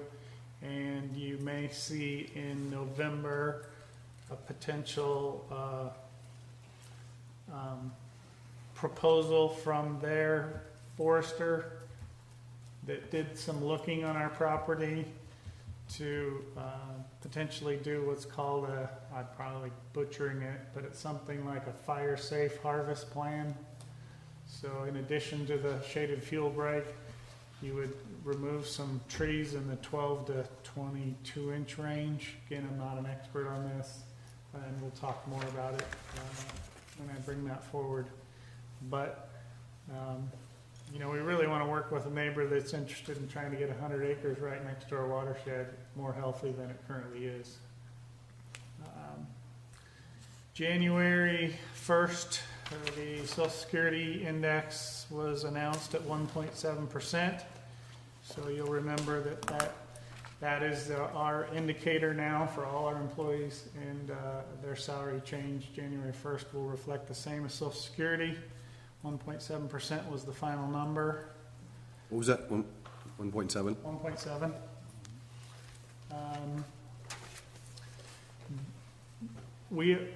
I kind of mentioned it earlier, but board members are due, as well as board members are due for ethics training coming in January, and board members and managers are due for sexual harassment prevention training. We are coordinating with Dustin's office to get that training for you.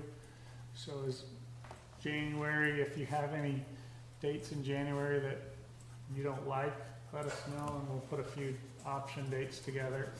Yes? Is online training still available?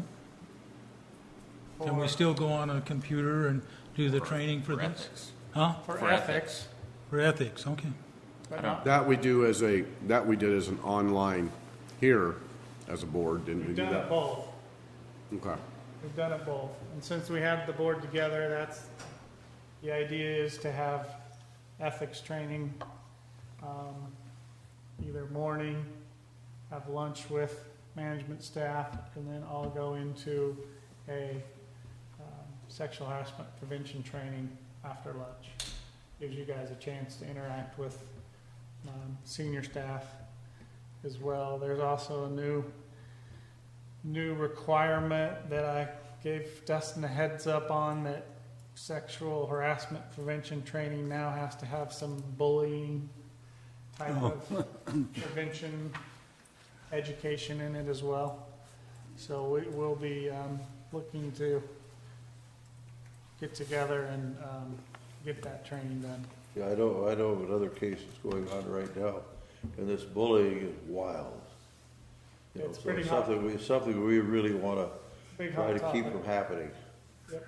It's always been happening, it's just now. Well, I it's mean, brought now, back yeah, up. but now it's coming right out to the front. Right. You got my report on travel. Do you have any questions? Do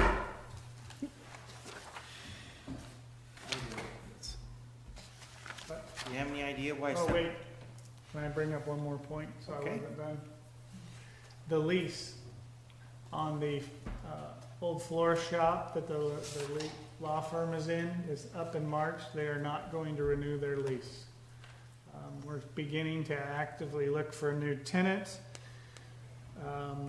But the option is definitely on the table to put both of those properties up for sale. If the director's interested in placing that on the November agenda, you can let me know now or later. Kevin and I's opinion is, and we'll bring you all the information numbers-wise, but we'd be a lot more comfortable. Is that a closed session item, or is that an open session item? It would be an open session item because you don't have an active party on the other side. If we did. I would bring Ron Knopf in, as you've used in the past, to give you an idea of what selling price may be for those. Well, I think it'd be a good thing to think about, but I don't know if it's. Is the tenant using this as a shoehorn to kind of push us into selling it? Because he wanted to purchase it before. No, he's downsizing now. He's not interested in Oh, buying it. he's not interested in purchasing it either. Oh, okay. Did he do some, or did we do the pretty extensive renovation in there? Did he do He did all the interior work. I thought he did. The only thing we had to do was parking lot.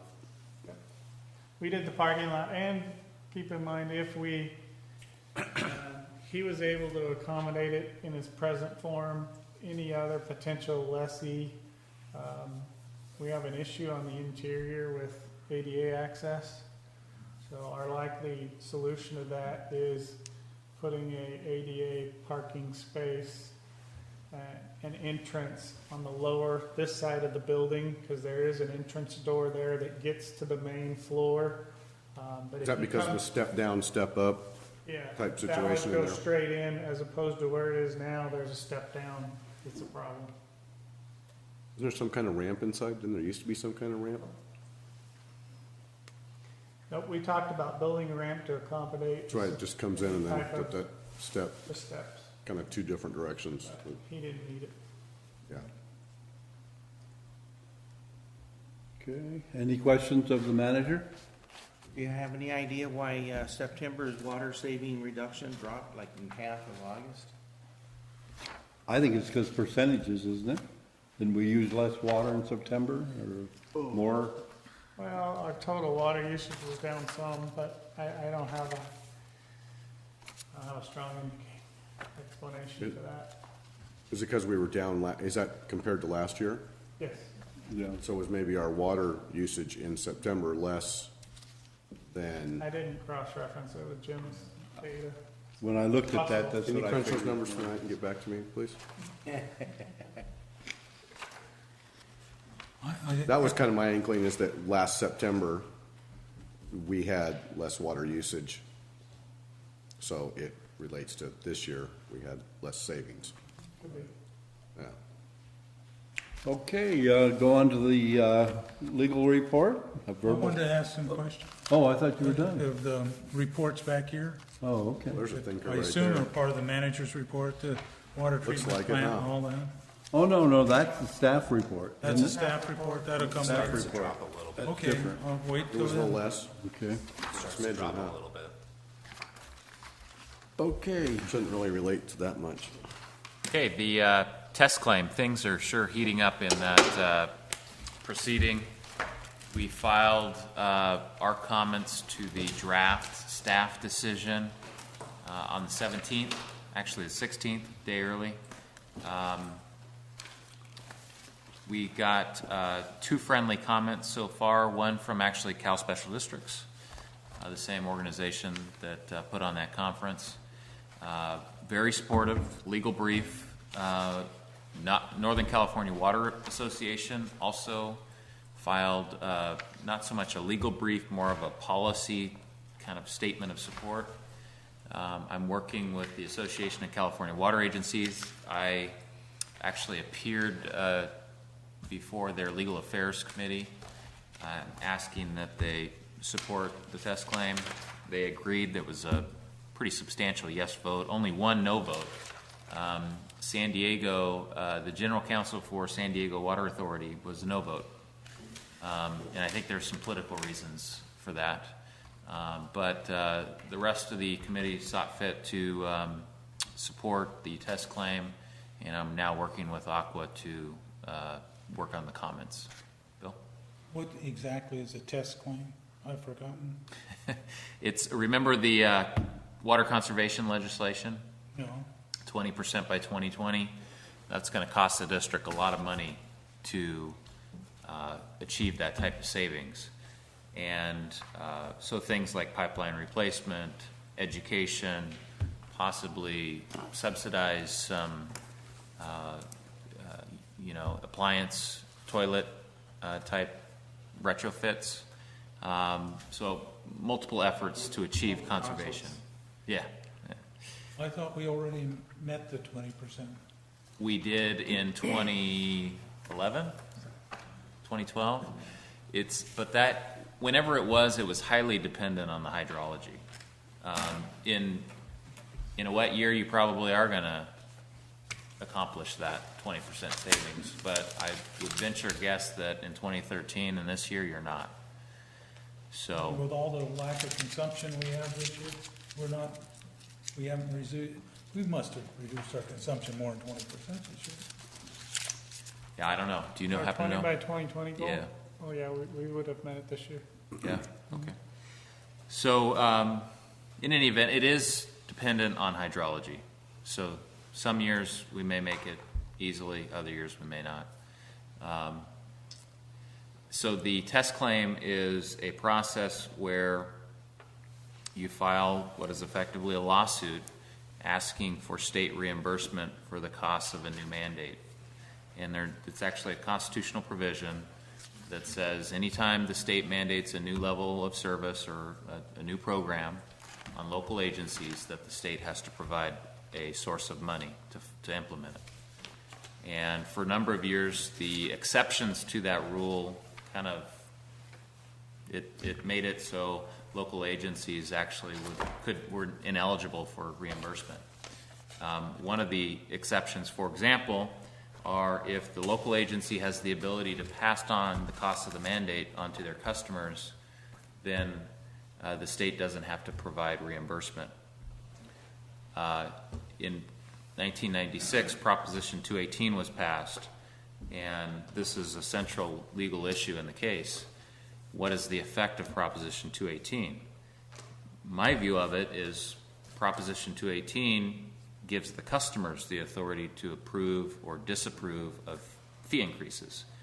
So you could have a scenario where the state mandates you to do something as a local public agency, but your customers can say, no, we're not going to fund it. And if you're in that catch-22, then that's a reason why that exception to the state's obligation to provide funds ought not to apply. So that's one of the hotly contested issues in the case. DWR, Department of Water Resources, they submitted comments, of course, in opposition. They're doing their duty as one of the state agencies to claim why the state ought not to have to fund this. The latest argument they raise is, well, this isn't actually a mandate that's unique to local government. It actually applies to public and private agencies. But when you really scratch the surface, it's like 97% of the agencies are public agencies affected by the legislation. So it's a bit of a silly argument, I think. An environmental group submitted comments. Environmental Law Foundation out of the Bay Area. They didn't comment at all on the urban side of the mandates. They focused exclusively on the agricultural side of the mandates. I think what they're concerned about is if we prevail, then the state is very likely to get rid of the mandate. So if we prevail, the state has the option of either paying you to implement the mandate, or they can decide not to pay it, in which case the mandate goes away. So I think these environmental groups are seeing a possibility that we could prevail, and they're concerned about, they would like to see these conservation mandates take effect in the agricultural sector. So they submitted comments. It was actually a laughable reason. They said that Proposition 218 doesn't apply to an agricultural district. which is news to every water law practitioner in the state. I guess we never knew that. And the Supreme Court, too. So I think, things are heating up. We've got a trial, to refresh your memory, on December 5th. That's the type of thing, if any director wants to sit on it, it'll be an interesting discussion down in Sacramento. The comments, everything that's been filed in the case is online. The Commission on State Mandates has a very nice website where you can read all the documents if you are really curious about it. What's the website? I'll send it to you. It's csm.gov. .something slash / yeah. Okay. Yeah, Bill. Is this covered under general fees on your report on fees? Is that where? Yeah, it's one of those. But remember, you're sharing with 4 other districts. Well, I was just So curious there's how a- much we were spending. I don't care about the other ones. Well, I can tell you probably.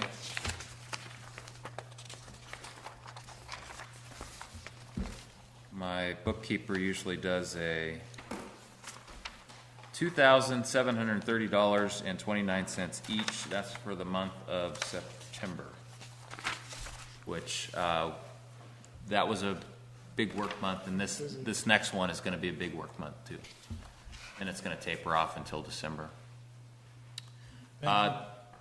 One other topic. George asked me to talk briefly about the Lodestar attorney fee. There was a paragraph in his manager's report. I think this came out of the conference, right? Yeah. I found it very interesting and a good cautionary tale. Yeah. Litigation blows Page your attorney 95. budget. How many? Page 95. Litigation is probably one of the most financially volatile things that an agency can go through. It's incredibly expensive.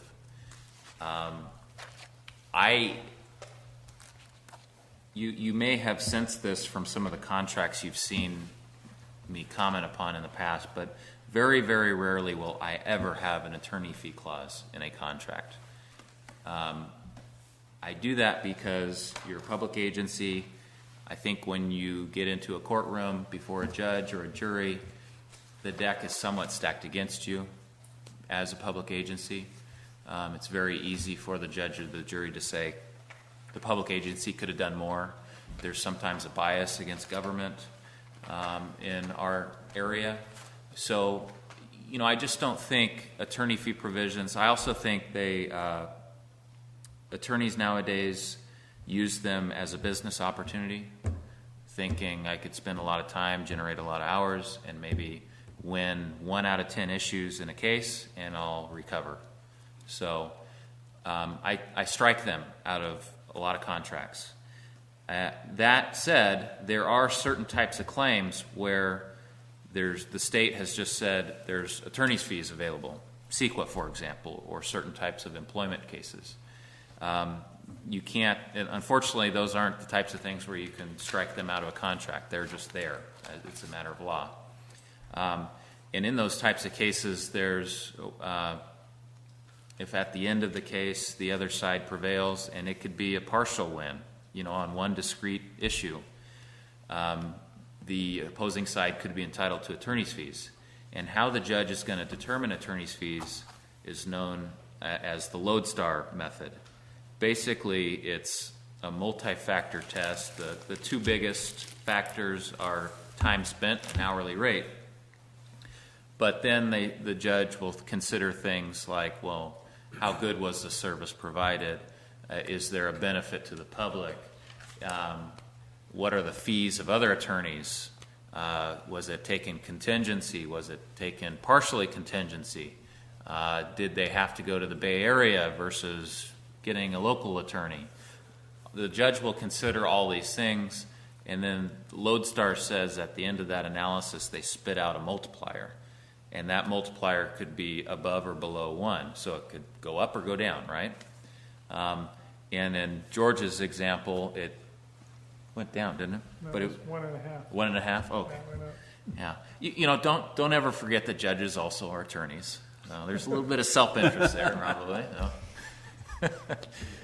The rule of thumb is avoid litigation, and you know, I'm very, very proud of the district. You've done well. We haven't had a really Nothing gone to trial Yeah. since I've been here. so that we want to keep that. Is that the same factor with ADA cases? I saw one of these at a fairgrounds, and the plaintiff was awarded something like $3,000, which was great, but the attorney was able to collect all of their fees. Yeah, that's one of those cases where, Fees were like about $60,000. yeah, you No know, question asked, fairgrounds had to pay the $60,000 plus the $3. yeah, you know, attorneys, they're businessmen too, or businesswomen. Whatever happened to that water thing? Microphone on that one, please? That was The what? the water deal with, where the guy took the water away from us? Did that go to? I haven't received an update. Oh. The district attorney was going to go for him. I think he spent some time in jail. He wasn't around for about 4 weeks or something. All right. I thought we were gonna get some money out of it or something. Restitution? Yeah. I haven't heard He's anything. broke, Larry. He won't get any money out of that. Oh, okay. I have a question of Dustin. I was going to ask you the director's comments, but again, I've had about 3 or 4 people on the ballot that's coming up with the water bond issue. They're reading into it that districts of our type are eligible up to like $5 million to help pay state mandated. Prop 1 and 2? Huh? Prop 1 and 2? Yeah. Prop one's the water bond. Yeah. And they're reading into it that districts of our type would be eligible for up to $5 million for mandated water projects. You're going to be eligible for a lot of things. Okay. There's storage money in there. There's conservation money. Conservation. Infrastructure? I'm not aware of a. Pardon me. Infrastructure? Yeah. Yeah. Yeah. How would we be in a lotto system, or would we just be able to? Grant process. Yeah. Some of it's competitive. Some Lot of of it it's would be tied to matching funds. population. So in other words, if that passes in next week or whatever the election is, there's a possibility we could get a pretty sizable grant for our water treatment plant, For the recycle? for the recycle. It's possible. Possible. Or maybe like the one that you were talking, George, for the Magalia Dam, and part of it would be for environmental purposes. That's more likely. Yeah, There's 2.7 billion for new storage, yeah. and there has to be public benefits, which is a euphemism for environmental. So they are reading this right, perhaps, that we would be eligible for various happenings on the grant process. Yeah. Yeah. Yep. Okay. Yeah, Yep, there's some absolutely. local money in there. And And we as a district would be pursuing every opportunity, which we have done in the past. Yeah. I haven't told them that, but I know they're going to be asking me again, and I'll pass that word on.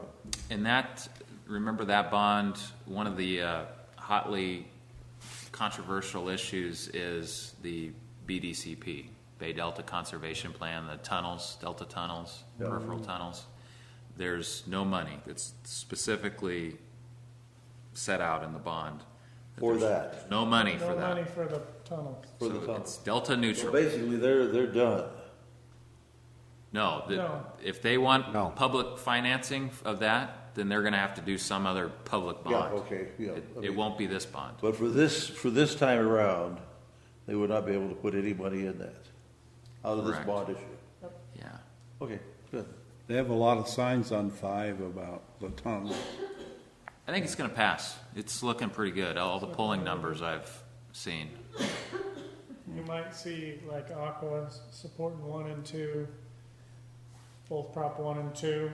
It's kind of like the relationship with the governor. Aqua works very closely to push the governor for the bond, supporting the water bond, and the governor would like support on getting Prop 2 passed, because that's one of his big propositions, the rainy day fund. Yeah. Is he advertising up here like he is in Southern California? He was on the television a lot down there. I haven't seen it. Oh, you haven't seen it? He was, I haven't seen it. If that down there, he was on, it was Dustin, Governor Brown. if that passes, in your opinion, Are you pretty sure that the site's reservoir will be funded? Or is it still up to politicians? Yeah, it's still up. They'd be vying for money, certainly, but that, even if they got 100% of that 2.7 billion, that's not going to build that project. I realize that. That's that may get them some environmental documents out of the way or something. And but design. Yeah, and design, yeah. You know, here's what I'm hearing. The Bureau loves enlarging Shasta. The next favorite Bureau project is Temperance Flat, which is above Millerton on the San Joaquin. Really? They're not too enthused about sites for some reason. It meets the criteria of off-site and off, off the good flow, and the canal brings it in. There would be a lot of public benefits with that project. If they raise that Shasta Dam, God, it would be a costly thing to buy. That's the cheapest. Is that the cheapest? When you boil it down to per acre foot, that's the cheapest. The problem is there's Indian burial sites that would be inundated. Yeah. So there's significant environmental obstacles. Yeah. But don't forget about groundwater storage. That's very big in the South San Joaquin, and they'll be putting their names in, their projects in for money on that too. Yeah.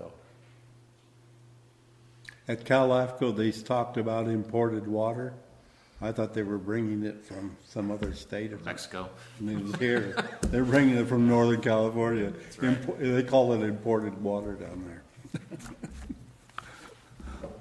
Okay, any other questions of our attorney?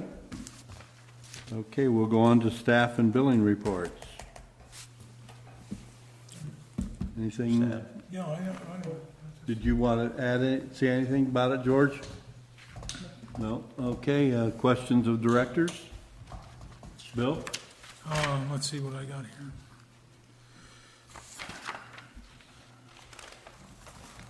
How much pipeline do you think we're going to get laid this year, George? Calendar year or fiscal year? The budget year. Calendar year. I'm not sure. I couldn't answer off the top of my head.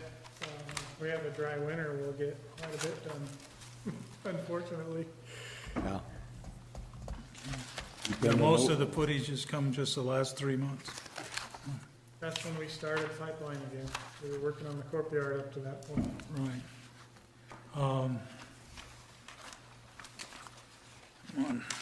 I dog-eared these things, so I gotta find them now. I noticed the lake use was down a little bit. It looks like it may be close to last year's, in spite of the low lake. We're up to a loss of 6.18 in August in the pipeline, or whatever way we account. It seems to be going up on the chart. Let me get to it. There it is. You need to make sure you look at the red line. The red line's the quantity.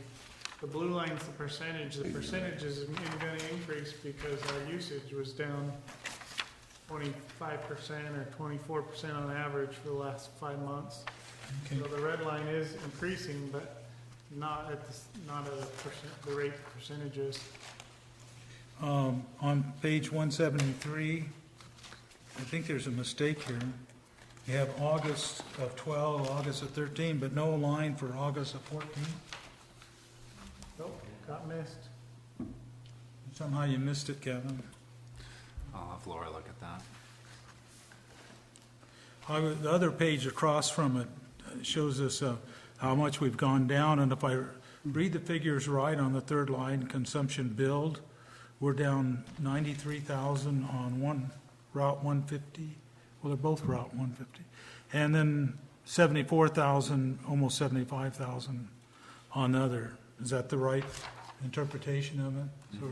So we're down $160,000 or close to it in income this year. That's why I've been after expenses that we take and stuff, is that our cash flow. Now, you're going to cover the rest of it when we get to the page 175 then. Conservation costs revenue, that's for sure. Yeah, so any rate, That it? yep. You got anything, Doug? Not on the staff report, no. Okay. Ken? I do. Kevin, I need you to fix a mistake on your report. Anyhow, I'm calling it a mistake. You can correct You it. going staff report or financial report? Well, it's page 179. Is that into the financial No, area? that's financial. Different, that's not Approve staff. staff and billing reports first. First, yeah. Okay, Okay, you- I'll wait, but beware. Okay. Sep, And I- anything on I staff even- report? I even gave you the page. I'm good. I was going to comment on the lake revenue, but Bill already did, so I'll make a motion to accept the staff and billing reports for the month of September 2014 as presented. Second? Second. I was almost going to say we better have August put back in there. Before, are we blaming Kevin? The number is financial. Okay, all those in favor say aye. Aye. Aye. Any opposed? Passes 5-0. Okay. Well, we've already had the recess. The treasurer's report. Okay, you have my written report. Our cash flow, or our cash is down from where it has been in the past. One of the reasons why is because we did pay off one of our debt issuance out there with reserving dollars. So that reserving dollars were always included in our cash for the total cash on hand. So that was approximately $250,000 that we used of reserving funds to pay down the DWR loan, and that's one of the highlights on there first, that the original amount of that loan was $5.25 million, borrowed in 1993, so that loan has been retired.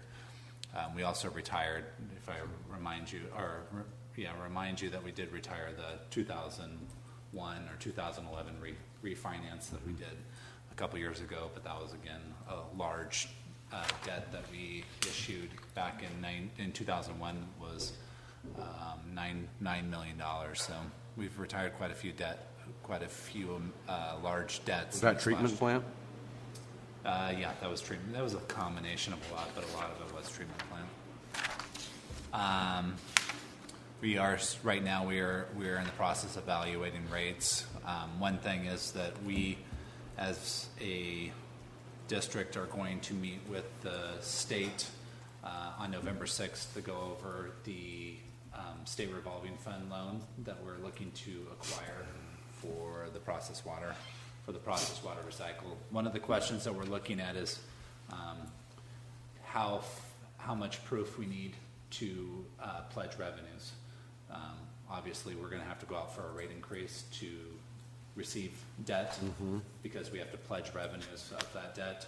And we're going to look from the state. From my perspective, we're going to ask the state, what do we need to do to prove that we're going to be able to collect these revenues that we haven't collected because we haven't gone out and raised the rates. That'll be one of the driving forces on our rate increase. If they say, hey, you guys certify it, you guys know what you're doing, go for it, then we as a group, me, George, the committee, will go out and start looking at rates. If they say, no, we need an outside engineer to come in and certify that you've done it correctly, then it's probably best if we look for an engineer early on to go and get their philosophy on what they're looking for before we go out and do all this work, and then they say, well, that's a bunch of crap, we're not going to do that. So those are the few of the things that we're looking at from a rate standpoint. And then also I did attend the Special Districts Conference in Palm Springs. Ken covered a lot of what we went through.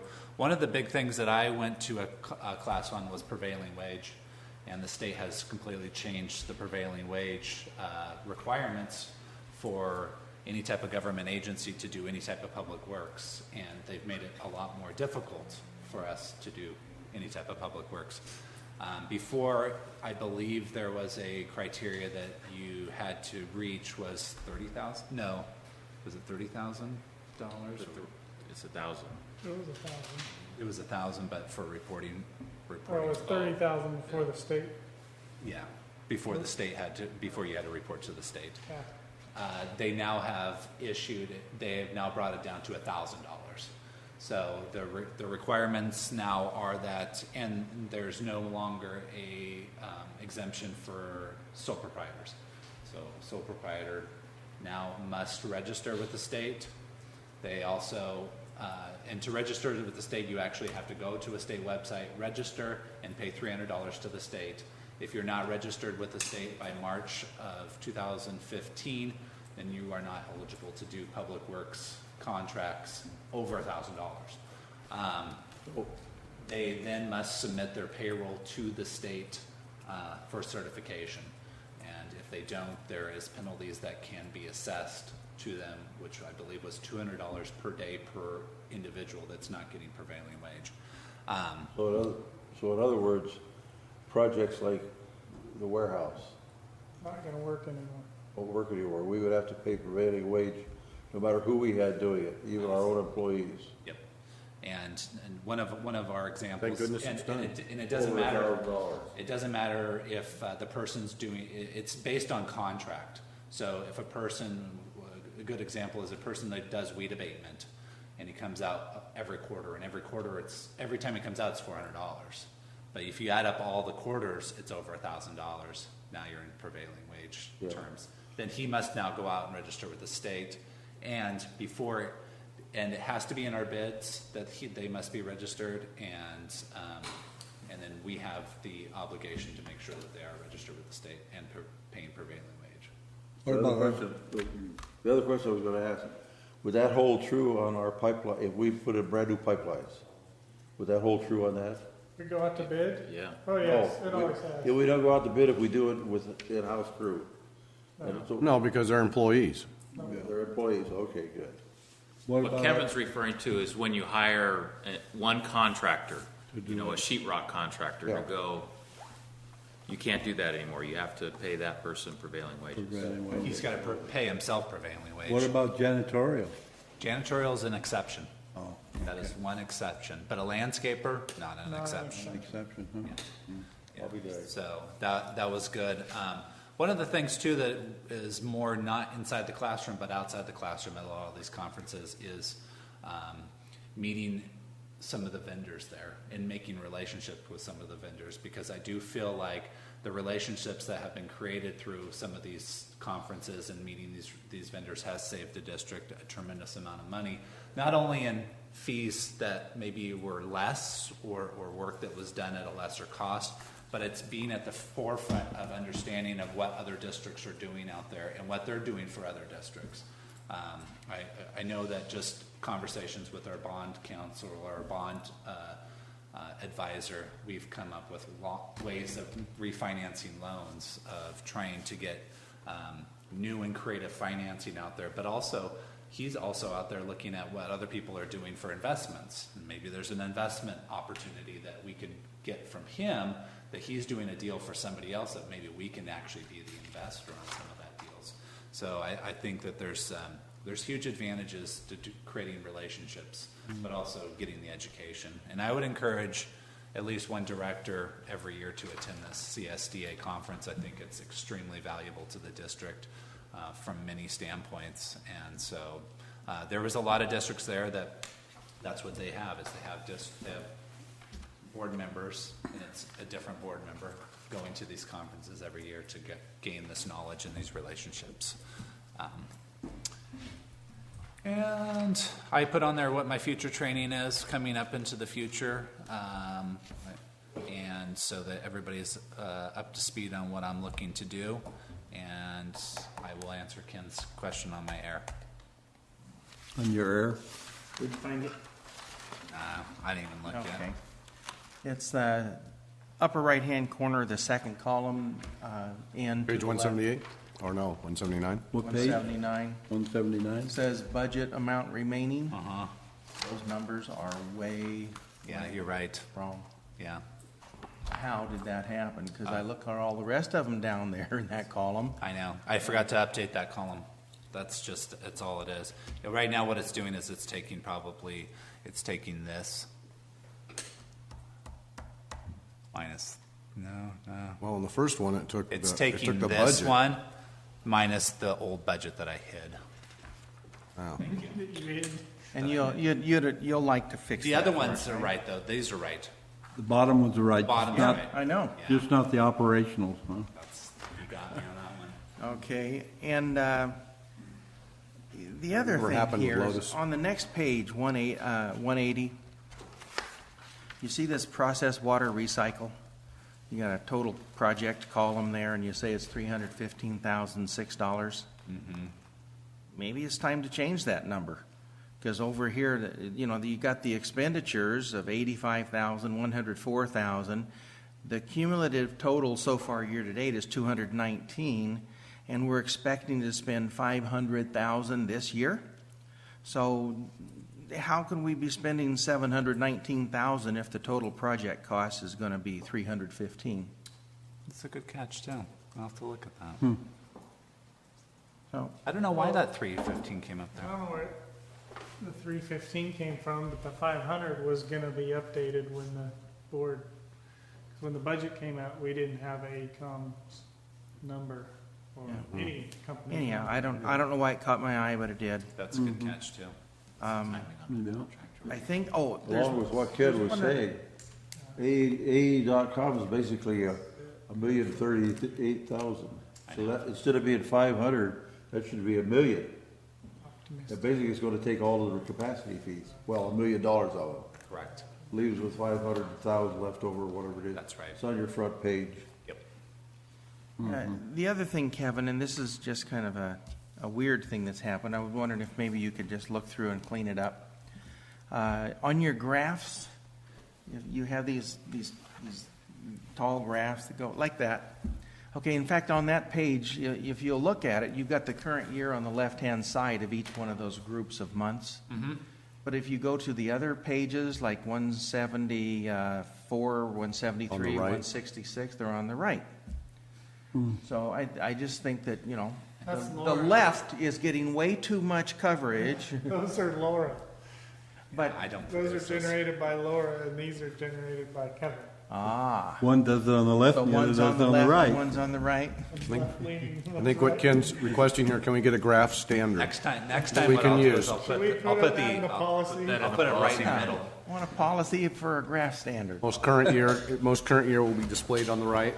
Okay, that's it. But this is a Director's good, preference. this page right here, if you want to look at it, this does show you where, and my estimated budget numbers are just basically what I budgeted for.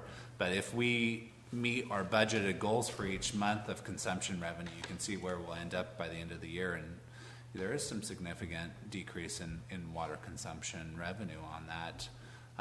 Who knows if that's where we'll end up. You can see last year our December was up because of such the dry year, but we'll see where we end up. But you definitely can see that there is a cost of conservation, just like what Sepp said. Yeah, saw well, somebody but we watering. do want that this year, because otherwise, if there's no water in the lake next year, then the number will be zero. So, well, maybe not zero, but consumption will be awfully low next year if we have no Right. water, so. That's very What is it true. at Waterfield that most people don't have water anymore? So even though drought does affect us, we are doing a fantastic job in making sure we have water for next year. We found the water from the rain. Okay, any other questions on Kevin?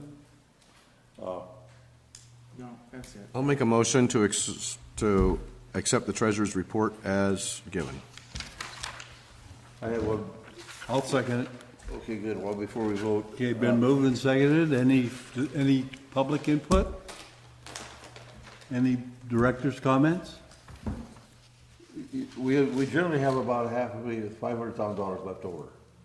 Correct. Right. That goes into the reserve or capital outlay, for whatever capital outlay we're spending. And I think Kellogg mentioned it before, but you and I talked about it. With the reduction in the water usage because of the drought, and it wasn't necessary, we're gonna be down to about $300,000, right? Now, will that $300,000 go into reserve or where? Not the way the budget is structured, because we are going to spend that in capital. So, What kind of capital? well, it's in the budget. Yeah. So here's some right here. We have water rights permits that we're still going to pay for. We have chlorine equipment. We have cathodic protection. We have A-zone pumped SCADA. We have distribution SCADA, twist rehab, the B reservoir, which that hopefully will be out of borrowed funds. And then the minors are the minor kind of, it's about 300,000 right there in the minor capital. The basic answer is no. So we'll have less than 300. We'll be spending more than 300 on. Okay, well then I have one more up here. I noticed earlier, I think it was your report, George, for failing Wade, the grant writer, you just said grant writer has a lot of expertise in that category. Is that the Silvar Yes. Consulting? Yes. Yeah. But she's only used $833 so far. There's been no grants out there for her to chase. She's been chasing grants. There's been no grants worthy of writing an application for. Right, and so she's not getting paid for that pursuit, huh? Well, that's the $800, her efforts Yeah, but she's looking been at for that grants for on our a behalf, while. making phone calls, Well, talking to us. Yeah. But even if she doesn't receive them, if she's working, she should get compensated. She does. Okay, good. That's what they. She would be the one, because I know I'm gonna have a couple people, she would be one of the people that would really, if this prop passes, she would be one of the grant people that would take after it. Yes. There ought to be all kinds of stuff opening up. Yes. And she's gonna be working on updating our regional water, what is it, the Great. Northern Sacramento Valley Integrated Regional Water Management Plan. She's gonna be updating our information in those, because that'll be key. Now, Say after the first three of the times year, fast now. George, just as a suggestion, after the first of the year, if this Prop 1 passes and there's a bunch of money available for grants, she'd be doing, I think it'd be good if she could come and give us a little presentation to the board and tell us what she can see out there and what she's doing. Okay. I really think that'd be a Talk to her good about it. beneficial thing. We should probably wait and see if Prop 1 passes. We're gonna pay for it out of this 24, because a good grant writer will compound what we pay her. I know some in the educational field that get millions of dollars for school districts, but SOJC is one of them. Okay, all those in favor say aye. Aye. Aye. Any opposed? Passes 5-0. Approval of September checks. Bill, any questions? I think I found something back here. Just a minute.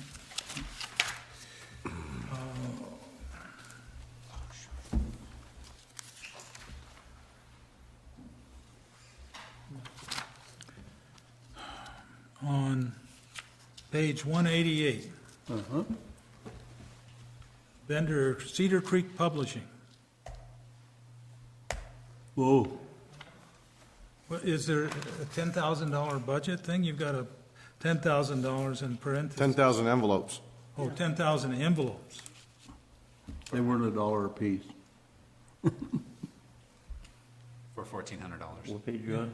Okay, Those are for the lake, I believe. The For what? lake, that's the Lake. lake.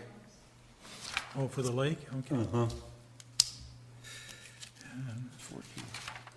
That's 1,400, oh, yeah, certainly. On page 193, I don't think that would come out of their budget, would it? I mean, out of their Most of that was printing. printing, yeah. 193? 193, I'm very happy to see at the top of vendor Ribs Auto Parts, I don't know why we bought a cooler from an auto parts dealer, but at any rate, evaporated cooler for mechanic. Now that this season's over, he should have had that thing back in July. Which vendor are you talking about? Right at the top of vendor Ribs Auto Parts on page 193, the first column. Reby Auto Parts. Huh? You were on the right page. I had the same question. Go back. Why did we buy an evaporative cooler? There. Well, they Top needed one. they didn't have any cooler in there, and it was 100 degrees and stuff. And so I actually asked the mechanic about it. What page, Bill? 193.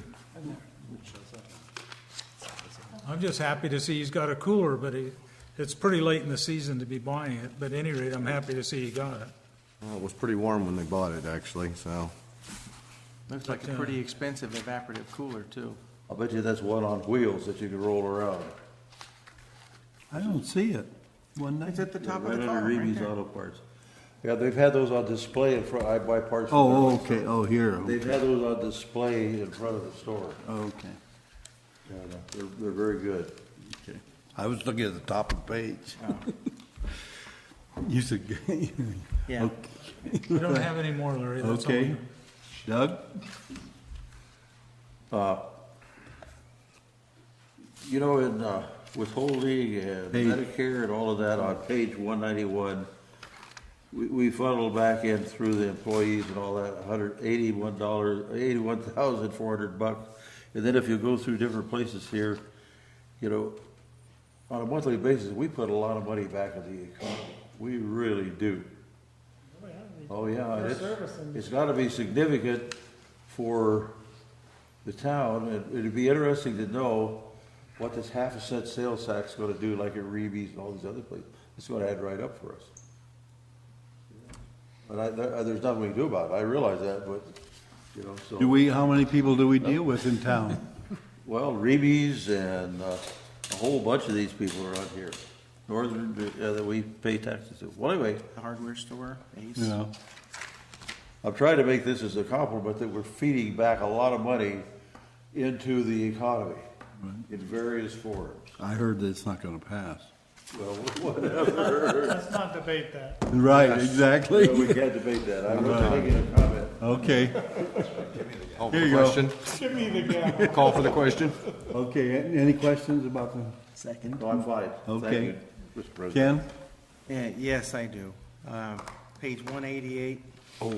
I thought Bill was going to bring this up, but the vendor is Casco. Oh. What is a parking lot project? Oh, that's it, I had that, yeah. That was out here.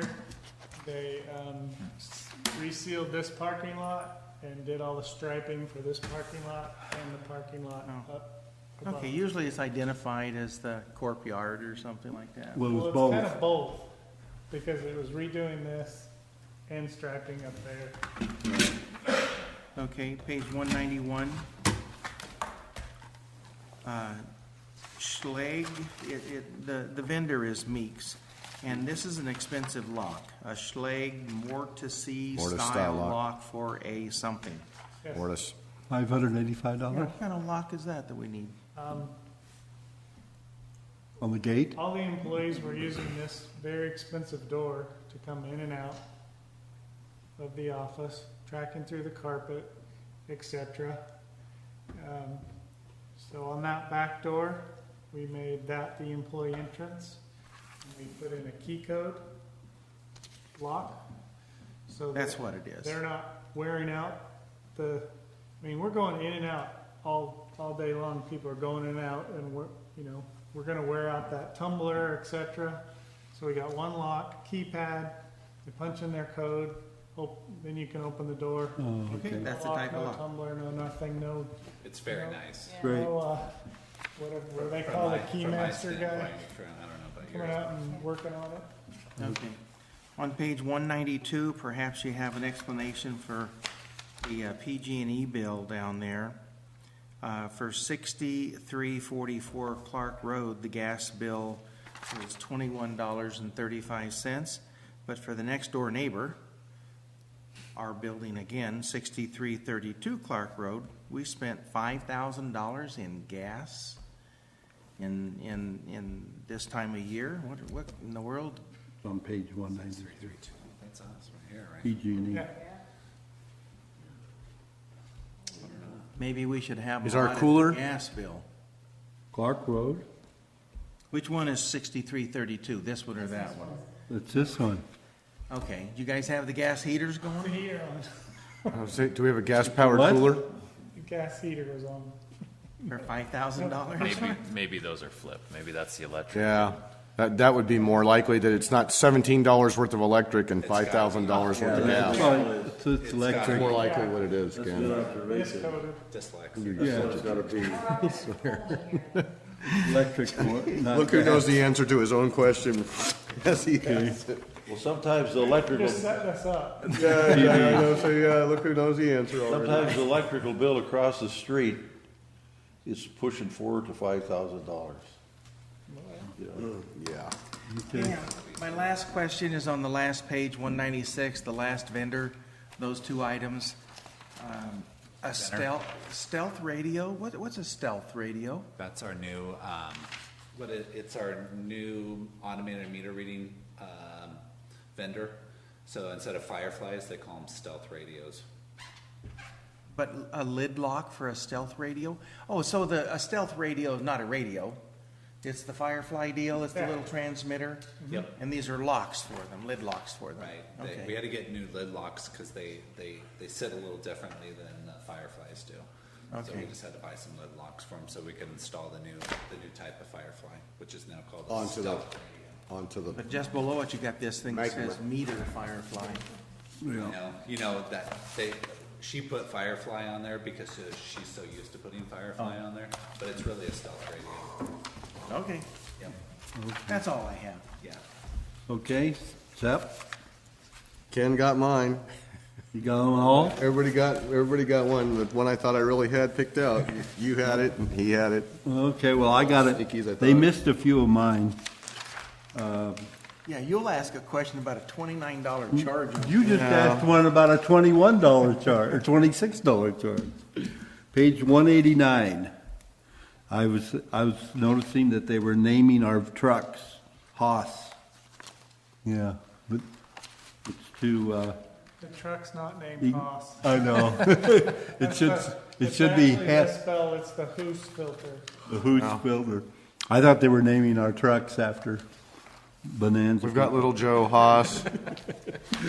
Okay, Little Joe, where's Little Joe? We've got Little Joe Haas. Okay, yeah. page 190, it was Hertz, and I was wondering why we had a credit for shop tools from a rental company. And evidently it was... Pause it. It was Kevin, go ahead and explain it. Yeah, it was a fee that we had paid and that we disputed, and we got a refund back on it. So. Right, okay. And let's see, then on page 192, I asked how come so much sand, what job, and it was the one that we got done so fast. And that, Oakwood. yeah. And then NTU Technology, it was $48,000. And that's, Corrosion inhibitor, it's on the consent calendar last month. right, okay. And then I had, what is this, office supplies? Oh, no, I missed on that one. Okay. And, let's see. That was it. The other ones were gotten. And then it's so funny. I was going through here and everything, and I said, what would be nice is to have a recap of the accounts. And I'd never gone past the check register. turn another page. Yeah. There it is. So, but that Kevin did tell me that it's only since we got the new system. So, yeah. I'll make a motion to approve the general fund check numbers 46856 through 46957 for the month of September 2014, totaling $966,091.32, exclusive of voided check number 46947, and authorize a similar amount allowing or adjusting for extraordinary budget or board-approved items during the month of October. That was such a well thought out Right. That is a, motion. I'll second it. You'll second it. Okay. it's amazing I came up with that all by myself. I wasn't reading anything. Any further discussion? Any input from the public? All those in favor say aye. Aye. Aye. Any opposed? Passes 5-0. Director's comments. Bill.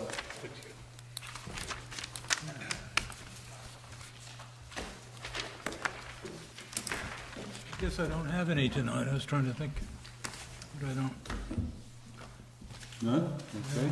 I'm trying to stay awake right now. Doug? I thought we had a very good meeting this evening. Okay. Accomplished a lot of business. Okay. Ken? I have a comment.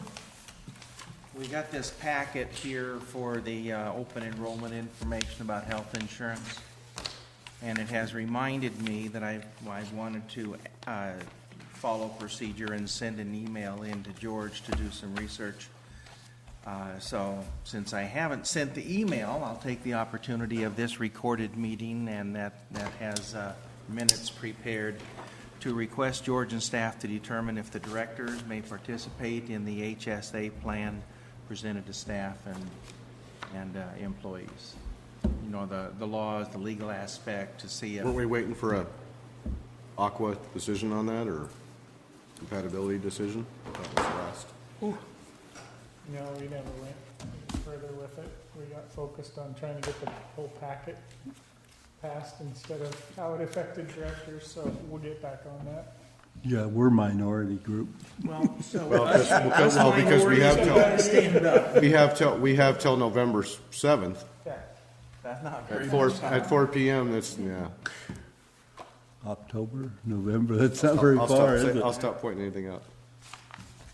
Okay, surprised how fast we can get you that information. Thank you.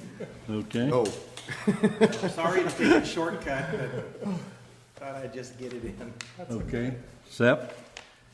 I'd like to thank staff for all their, and Emily from Dustin's law firm for all the hard work, especially that Emily did in the labor negotiations with the general unit and management. She really did a fantastic job. I would never want to see us do it again. I mean, we're only going to put it over to legal to do. She handled it so well and expedited it and came back every time there was progress. I mean, we had a couple standstill meetings, but every time it seemed like we made some kind of foothold and progress. And I think we achieved a lot of the goals the board had during this last round. So I'd just like to thank everybody on staff. Great job.